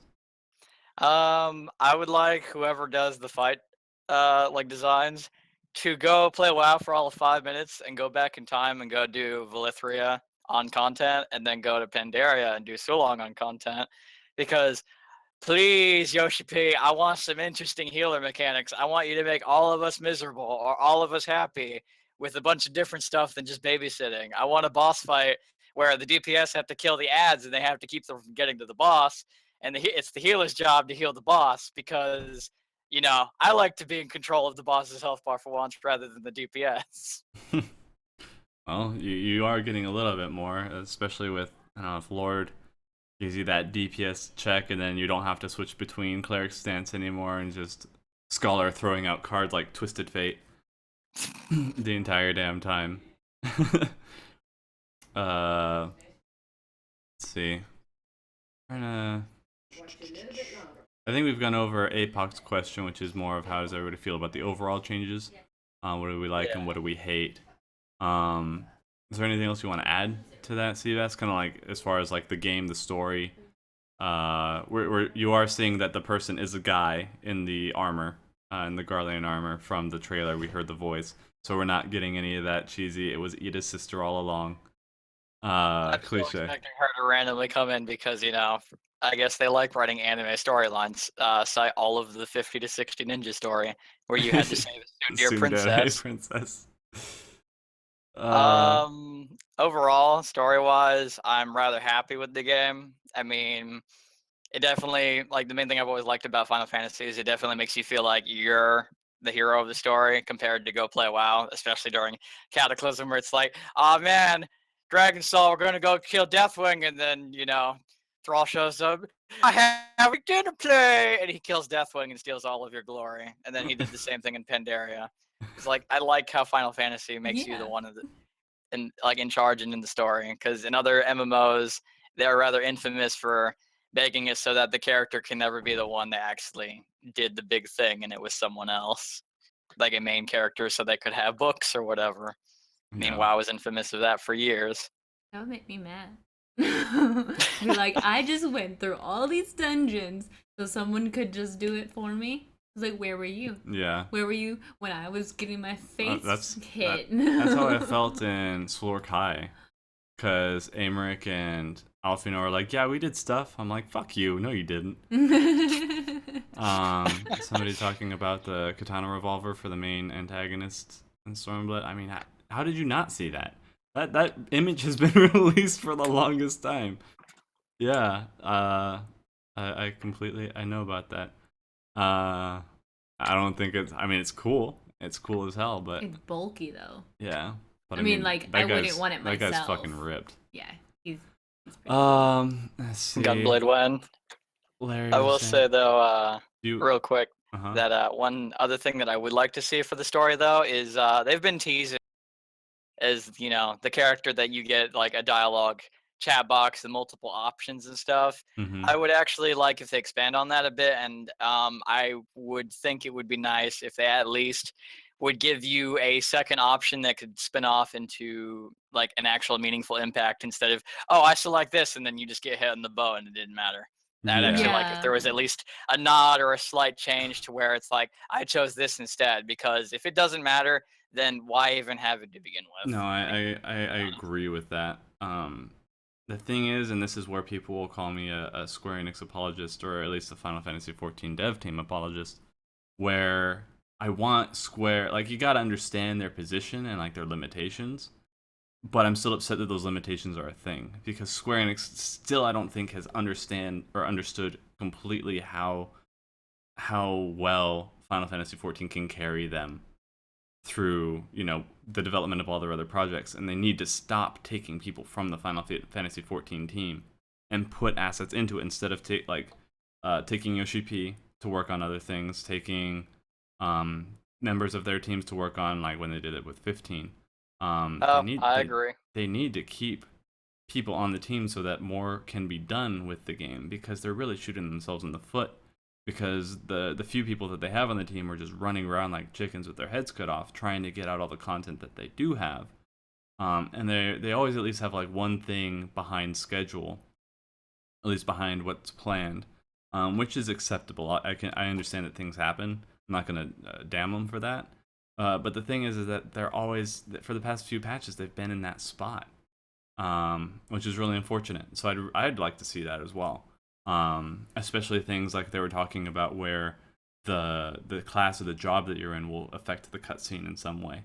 Yeah, I thought that'd be cool. Those would be immersive and interesting, and it's something that some MMOs do because you get a different story depending on the class that you are.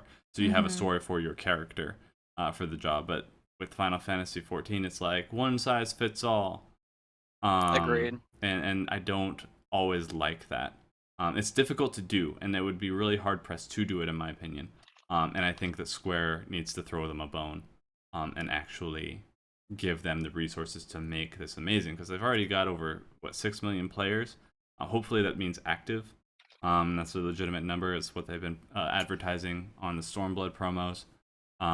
But that many monthly subs coming in, I know 11 Yeah. carried Square Enix for a long time.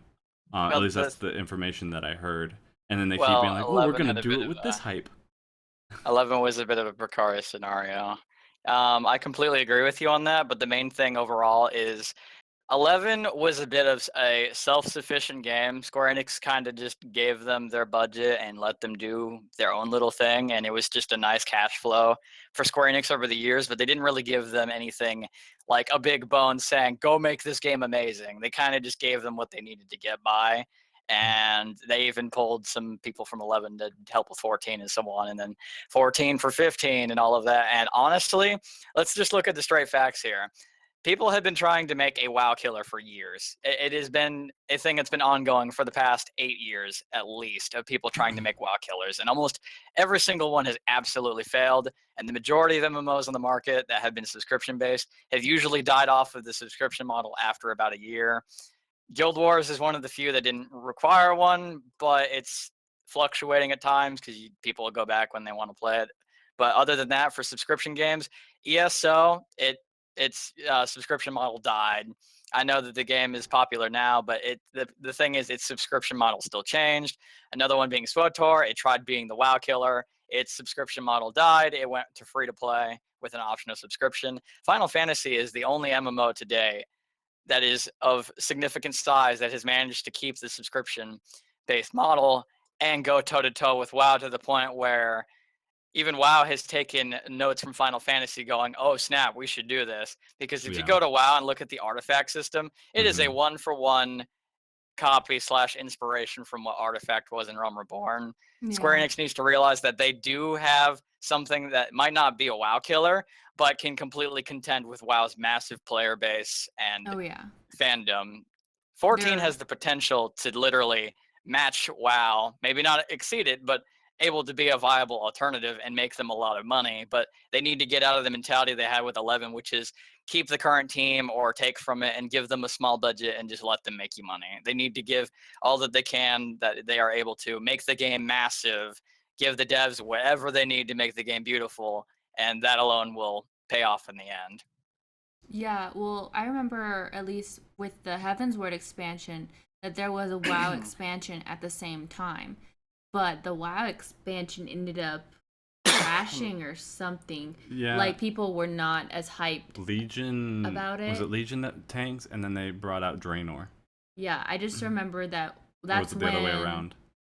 that's when Final Fantasy 14 went from it's what 1 to 2 million, and then all of a sudden we were getting up in the numbers Yeah. because we were actually getting WoW players. Draenor was first, okay. Draenor, and then Legion took over. I listen to my brother every now and then, but even then he's like, Legion fucking sucks right now. Just like, why are you playing? I don't know, I got friends on there and shit. I'm just like, okay, man, whatever.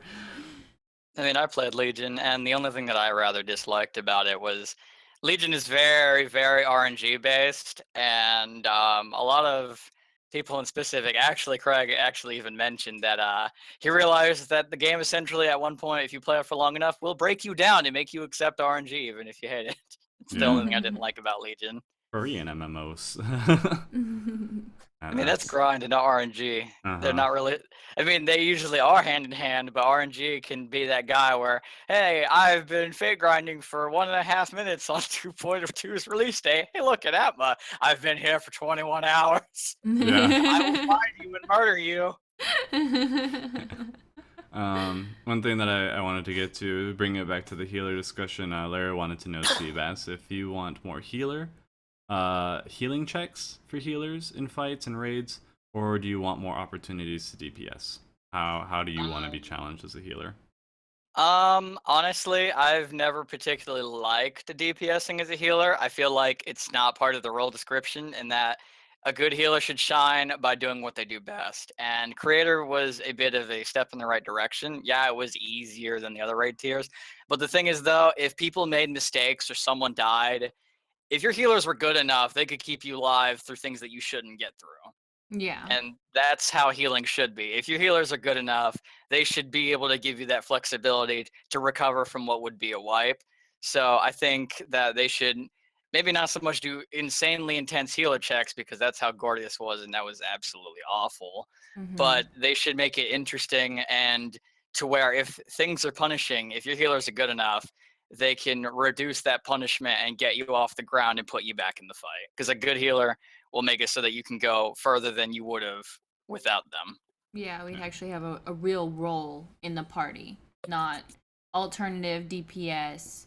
It's we are healers, and we have an ability to keep this fight going. Yeah. Unfortunately, anytime you get onto the forums, that's met with heavy resistance. Oh, hey, Morvy.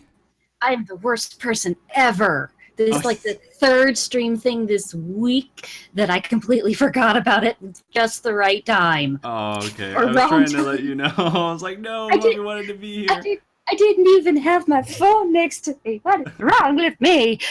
It's okay. I had an instance like that earlier, too. So we still have time left, and we can get to all your questions, so that's good.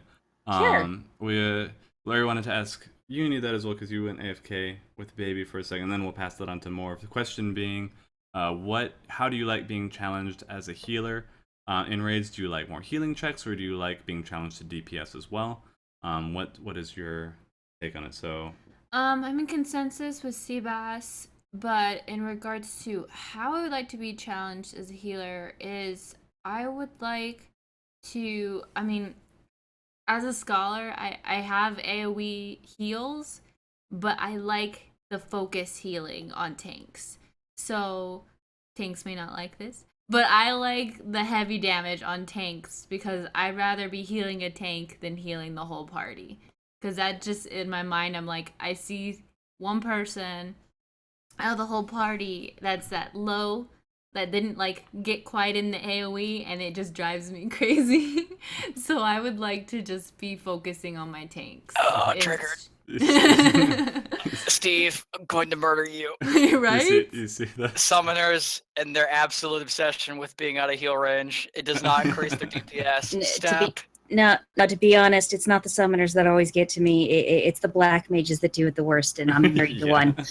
But as far as my answer to the question, White Mage I've always seen as, at least as far as Final Fantasy XIV is concerned, I've always seen it as the pure healer. And I've played healer in Final Fantasy XIV, I've played healer in WoW, I've played healer in Lotro. Pretty much any MMO out there that I've played that you can play a healer in, I've played a healer. And while it is something interesting to be able to balance DPS on top of healing, I really feel like the better challenge for healers is heal checks, because honestly what it comes down to is that is your role. That is the thing you can do that nobody else can hold a candle to. So pushing yourself to be able to do the thing that everybody else does doesn't make sense to me too much. Yeah. I hated DPSing because I was like, my 100 200 DPS is that really what we need to this fight right now? Like, that made me, like, I was so sad. I was like, because that was what I had to hit, right? There was some early on, that's what we were asking for, just because somebody at the time was not hitting the numbers. Steve was not using food at the time, so we needed everything we could to... DPS were trying to hit 1,500, and here I am, I just need to hit, like, 200-300. I'm like, really? Yeah. I need a DPS? Oh, that was just, silly. I mean, don't get me wrong. I like casting Arrow 3 because fancy party staff, and at least up until now, I've been enjoying trying to figure out how big of a crit I can get off of Fluid Aura, but they're taking that away from me. So. Oh, Morvy, I forgot to mention one thing about the whole Black Mage thing. That one actually makes sense, though, because you see, they're that cocaine addict in the corner in their ley lines, and they don't want to share, so they want to be as far away as everyone can possibly. If my husband was a coke addict, I'd agree with you, but I seem to have some evidence to the contrary. Well, at least now you get rescue, so it can be like, get back over here, here's your heal, now fuck off back into I cannot wait to play fetch with him. Exclusively on the Black Mages. Oh yeah, we are so pumped, both of us, to play fetch. That's awesome. But they could teleport back, Yoshi P knows. Yeah. So for your questions, Morv, there were things about people freaking out over the white mage thing. I kind of parroted what you had said, um, when I brought it up to you when we were talking about it, that you were not panicking, that you were optimistic. So I'll give you the chance to either reaffirm that, or if your opinions have changed. Oh no, In the I'm time. even more optimistic now because I mean, like I said before, white mage is meant to be the pure healer. Yeah, there is DPS that we can do, and a stone 4 with the same or similar potency to a fire 4 is certainly nothing to sniff at. But at the same time, that is what we are built and what we are meant to do. Having spells or abilities that encourage us to cure too. I'm not sure where this came out of, but I've been told they've adjusted the whole thing is that it's 20% on a cure 1 to get a lily, but it's 100% on a cure 2 to get a lily. So lilies That's are already. Only, It wasn't going to be a problem before, but now it's not going to be a problem at all. the only concern with that one is if they do not match the same thing with Confession, because it'd be kind of dumb if they kept that level of RNG on it on Cure 2 as well. To be honest, I look at Plenary Indulgence, which is the whole Confession stack thing.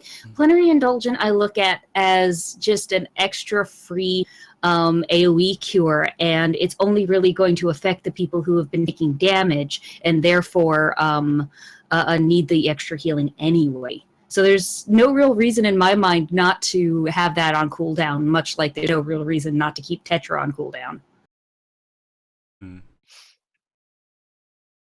Yeah, I think the concern was like if they balance the raids around it, then having it so RNG based could work in your favor, but that it could also be against you. Kind of like how Astros have been having their issue with having to like bait cards out in order to get the right setup for this thing coming up in a fight. Hopefully, it won't be something that's required, and so it'll just be kind of a quality of life thing. But yeah, that's just the concern that we've had on our end, but not something where we're like, the world is coming to an end, never play white mage again. Yeah, and it's one of those things of honestly we'll have to play with it and see how it flows and see what the trends are for how Confession stacks hit on, how lilies pop up. But honestly, I don't see Plenary Indulgence or the lilies as anything crucial to healing. I don't think it's going to be something that's going to fundamentally alter the way I heal as a white mage. They're extras on top of everything is kind of the way I'm looking at it. I'm not going to be counting on Plenary Indulgence to AoE heal a group. I'm still going to go to Medica or Medica 2 for that. Divine Benison is going to be nice, but that's going to be in those situations where I can't count on Seebass or Yuni to throw up shields on a specific person. Divine Benison looks nice, but it's a backup shield, really. Is really what it is. And what they've thrown into White Mage is not the things that Astro and Scholar can do to a point that the White Mage could compete with them on those skills, but that the White Mage can throw up backup support. And I kind of see some of those backup supports being woven into Scholar and Astro, even though I haven't taken a very close look to back up what the White Mage does. I mean, Astro now has a fantastic AoE heal to back up the white mage, but they're not going to be able to do it all the time from what I remember. So it makes a lot of sense. Yeah, the earlier point that I made that a lot of people are complaining about, one is to preface all of that, I think people, like I said before, specifically with all of like the white mage dead thing, people need to calm down, and we really should not be hearing any of this discussion until we get data mined numbers on maintenance, because people are freaking out until then, and there's still time to adjust it. And the second one being, specifically like my issue with white mage only is, the lily system might not be like mandatory or it's nice to have, but with their original goal in mind for Stormblood was to get all of the kits to be synergistic with themselves to the point that Warrior and Scholar were at, and the Lily system just seems to completely go against that. Specifically, where regens, Tetra, AoE healing, they go against you building lilies, which I personally don't like. because of the fact that, they specifically said they don't want anyone's kit to contradict itself. And out of all of them, it seems to be White Mage the only one that is that way. I would agree if they kept the percentages at 20% for lilies on Cure 2, but with the bump up to the 100% for lilies on a Cure 2, I don't think that's the case anymore, because honestly, 3 GDDs and I've got full lily stacks. If I'm not already there when I need it anyway, is really what it comes down to, because Cure 2, if I'm not trying to edge myself in inefficiency and really hardcore conserve mana like I needed to in a few of those Savage fights, if I'm not doing that, Cure 2 is my go-to spell. Means I'm going to have lilies all the goddamn time. So it doesn't encourage me to cast it any more than I would otherwise. Good point. So, the only issue I see with the buff to Cure 2 is my only concern, which not a lot of people have brought up, which is the 100% on Cure 2 has kind of invalidated Cure 1 in almost in its entirety, because while it is more mana efficient, lilies overall give you more extras. They give you more of a kit.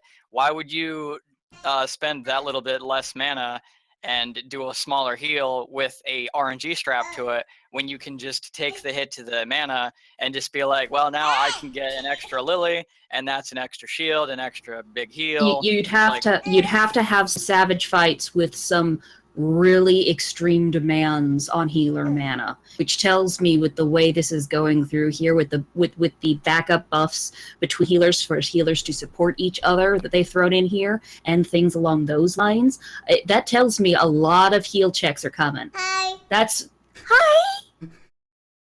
I put the headbutt in her ear. I'm sorry. So she's talking to you for a second. But yeah, that's my money for raids in Stormblood, is a lot of heal checks. Yeah. Is that how you feel too, Ari? You agree with that? Okay. So yeah, somebody just asked that about that, basically, because a lot of people are saying White Mage is this regen healer. That's their role, but it really depends on how you want to play White Mage, and your style really doesn't contradict what the changes are. It's very complementary to what you've already been doing. This is going to sound horribly full of myself, but I think I play White Mage the way it's intended, which is a kind of a little bit of everything, but just as a reactive healer trying to stay ahead of curve. A lot. I have classes, and I go do dungeon content, I go do 24-man content, what have you. And a lot of White Mages I see in the non-Savage content will just keep a Medica 2 rolling and do nothing but DPS. And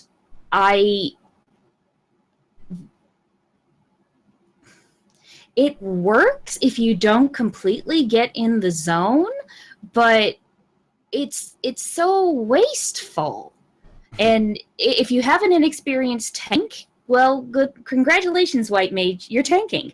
If you have DPS that don't know their rotations, you might get through it. Maybe you might shave a couple minutes off whatever content you're doing, but you're not going to make a huge dent, even if the only thing you do is full max White Mage DPS rotation. I just don't see the point in it. And I think a lot of the people who immediately, oh my god, White Mage is dead, I think they were those kinds of White Mages. Probably a fair assumption. But yeah, so honestly, for those of you who could not tell already, we're not panicking over it. It's really one of those things where we'll adjust to it if it's really something that needs to be adjusted to. Otherwise, it works for what we're doing. And I mean, you see that kind of across whenever a class or a job gets a buff or a nerf. For me, a lot of the times I was just like, oh, okay, that's nice, or I didn't think we needed that. And then other times people are just losing their minds. So it's really like you have such a diverse playstyle even within jobs themselves sometimes, especially with something that doesn't have a rotation like healers. And we'll see a lot of it coming from red mages as well, with how situational they're going to be too. But I like those points. So that's one of these questions was the community is in an uproar about the RNG effects. Your initial thoughts on the lilies, and during raids, I would think that you use cure a lot and gain confession stacks on tanks mostly. So I think that you touched on that pretty well. Is there anything else you want to add to that? When it comes to party healing, Medica is kind of a go-to, but what I've found for myself in our raids is it's something my husband says, that I gotta think about 2 or 3 spells ahead. I need to know it's coming, and while I do a fair amount of tank healing, and they'll probably be the most likely to have 3 stacks of confession at any given time.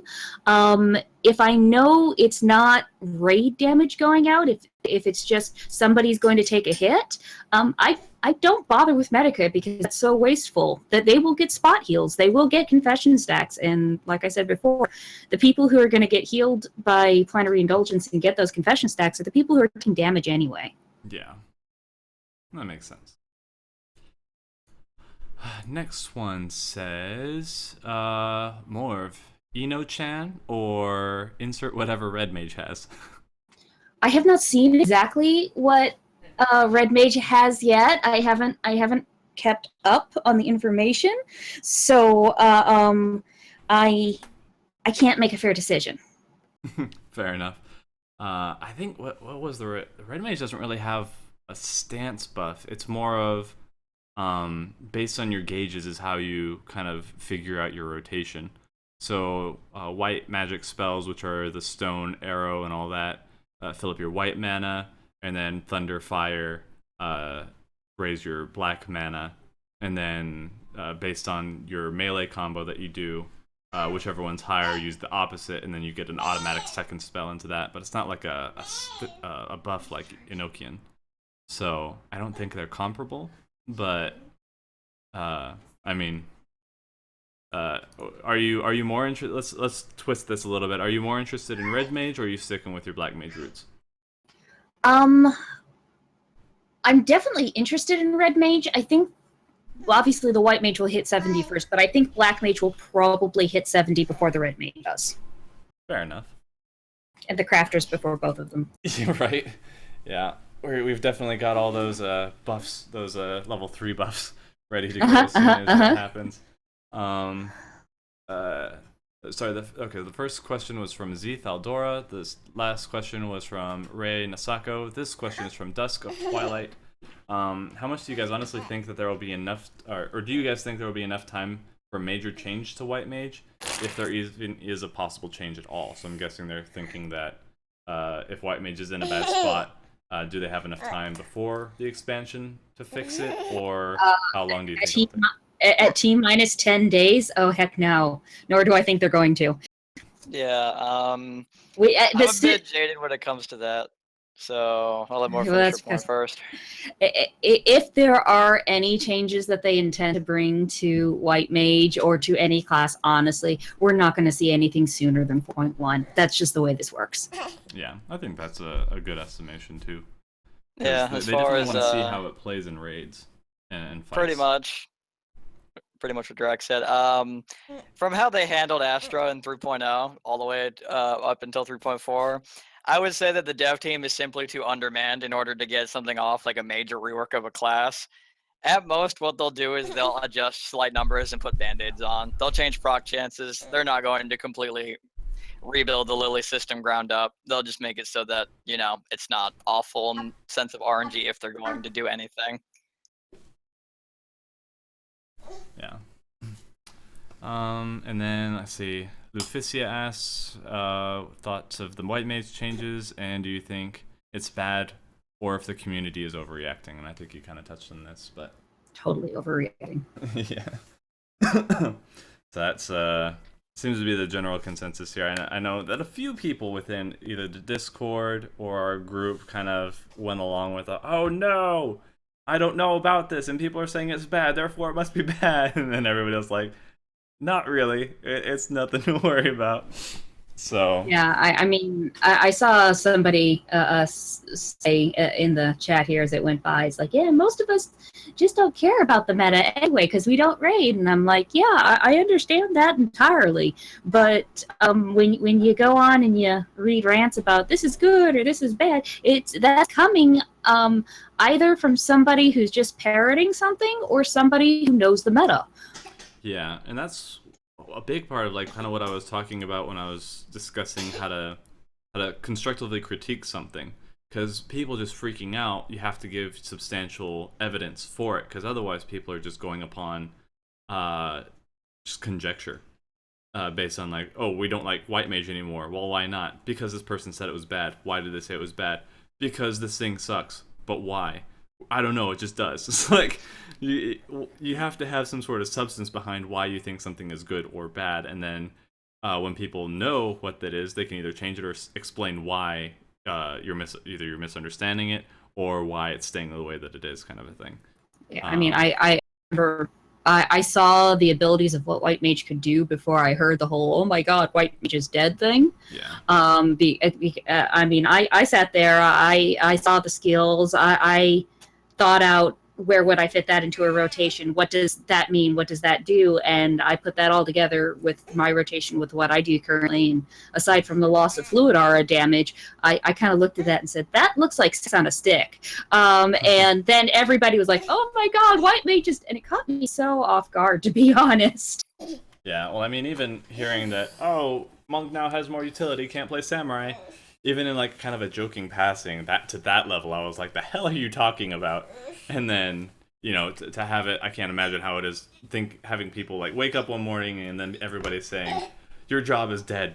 You can't play this anymore, it's unplayable. It's like, what? Yeah, honestly, if Square's doing its job right, there will be no class that is unacceptable to the meta. Right. And I think that's what they're aiming for. Who knows how good a job they'll do at it, but I'm pretty sure that's what they're aiming on, because they've got 15 classes now, and they've said they're going to continue adding classes with every expansion.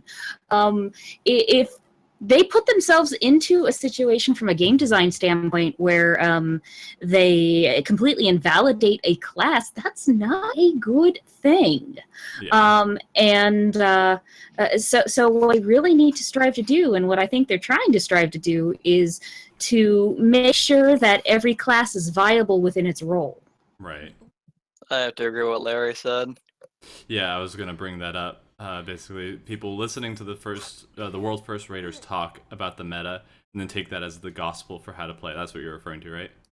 Yeah, well, like, there's even an issue with that, though, to be completely honest, because, like, everyone knows that the subreddit is rather downvote heavy, but the thing about the whole circle jerking regarding the meta is just kind of ridiculous, because of the standpoint that the spectrum is basically, if someone is playing to the meta and is extremely elitist, or even someone who uses like parsers and is just trying to play to the meta, they get severely demonized for being a giant elitist piece of trash. But then you also have the same people who are demonizing them going off in party finders and being like, oh, I have to play to the meta or it's not happening. And these are, like I said before, are the same people who can't even do 1,000 DPS and complain about being unable to skip SOAR, and then they die to it as well. Yeah. So they can't do mechanics, they can't do DPS, and they treat the meta as their gospel, yet they demonize the people who came up with the meta.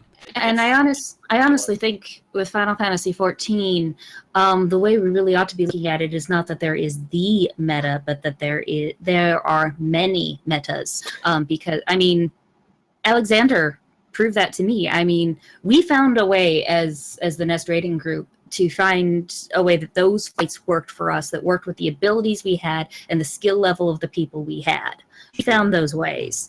And yeah, towards the beginning of it, there would always be this guide that Jesse would look up and we'd follow him. And when it was expanded out from there, we used less and less guides. We did more and more of just throwing our heads against the fight and seeing what worked. And when we did look at guides, particularly towards the end there in 11 and 12, we'd find 3-4 different ways that all worked to tackle those fights. So that it's not that there is a single meta in Final Fantasy XIV, but that there are a variety of different metas that all work depending on what you've got. Yeah. And the meta that the world firsters are talking about are just the ones that work for them. And their skill set is going to be different from every other tier skill sets. Yeah. I think what they're referring to mostly is the DPS meta.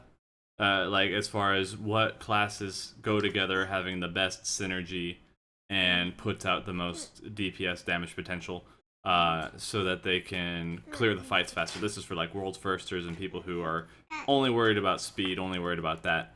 Yeah, and I'd still argue that different skill combinations put together can have surprising results sometimes that people don't anticipate. I mean, a lot of folks may go through every single combination of things, but most people, even the world firsters, aren't going to be able to do that or be able to do that in the amount of time that we've had between the skills being revealed and launch.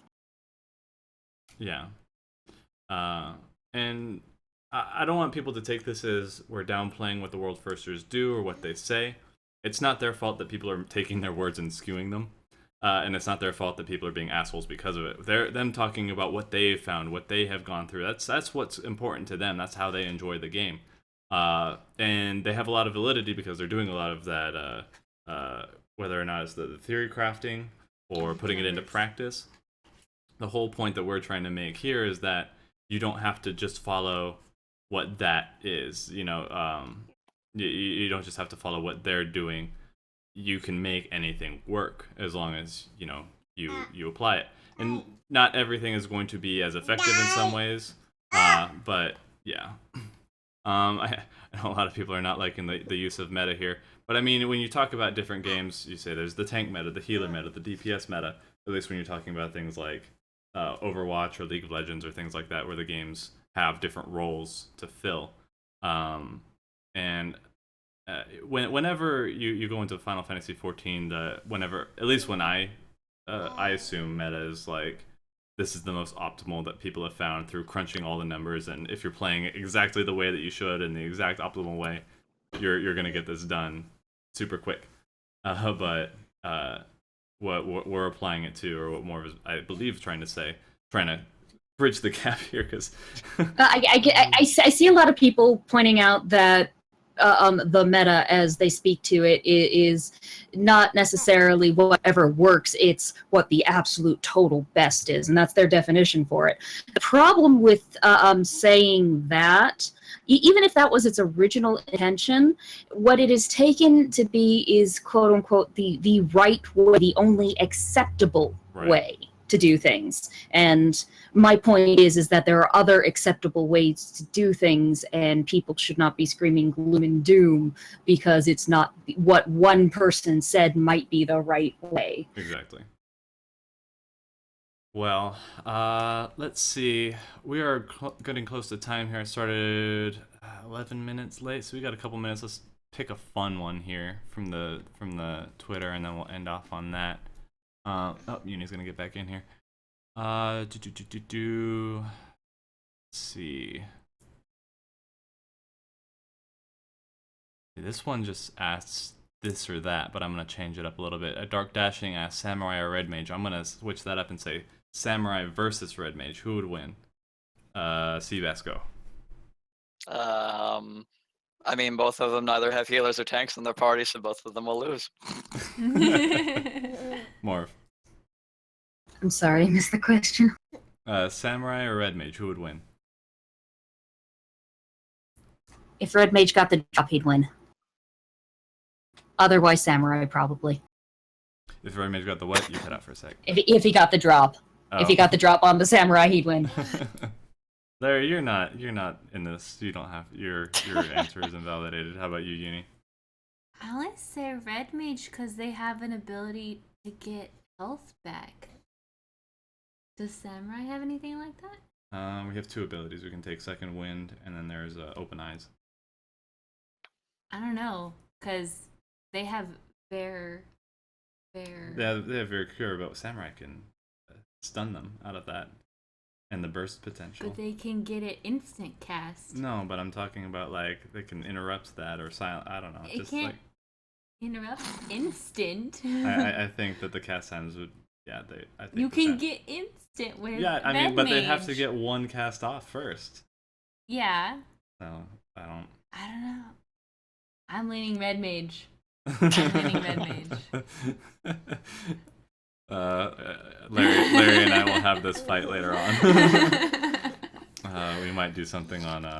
Right now, Larry, the ultimate response to Drac is you have to start calling samurai wrong. There you go. I think Larry's too much of a weeb. I think that would bug him too. So yeah, we've got everybody's stances on that. They might not all be correct, but they are opinions, and we cannot say that objectively opinions are wrong. So I want to thank you guys again, more for coming here. I'm sorry that we didn't get you earlier. That is completely my fault. Well, my fault and Critical Role's fault. That's right. We at least got through all your questions, though, specifically for people who asked for you. So that's good. Seebass kind of was not as salty as people would have liked, I'm sure, but still had some good points to make. We had Yuni and Baby in here. Baby, you want to say goodbye to anybody? Say bye. Hey, stop trying to take my keys and say bye to people. Bye. She's waving bye. She's waving. Okay, she's waving. She's not vocal right now. She'll do it after I turn everything off. And so yeah, tomorrow we will be getting into DPS stuff. It'll be Raya, Raisin, Hans, and myself, and we'll be talking about how we feel about the DPS changes, what classes we're going to be going into, and how we're going to be tackling raid from there. Also next week, I'm going to try and get Larry in, and then we'll talk about just us as content creators and Samurai versus Red Mage, and all the important stuff. So. Don't you mean Sammy or Rui? Just don't just stop. None of that. But thank you guys again for coming. Thank you for our lovely members who are shared their thoughts with us, and tune in tomorrow for the rest of it. So have a great rest of your night, everyone. We will see you next time on the stream. Bye. There it is. fantastic.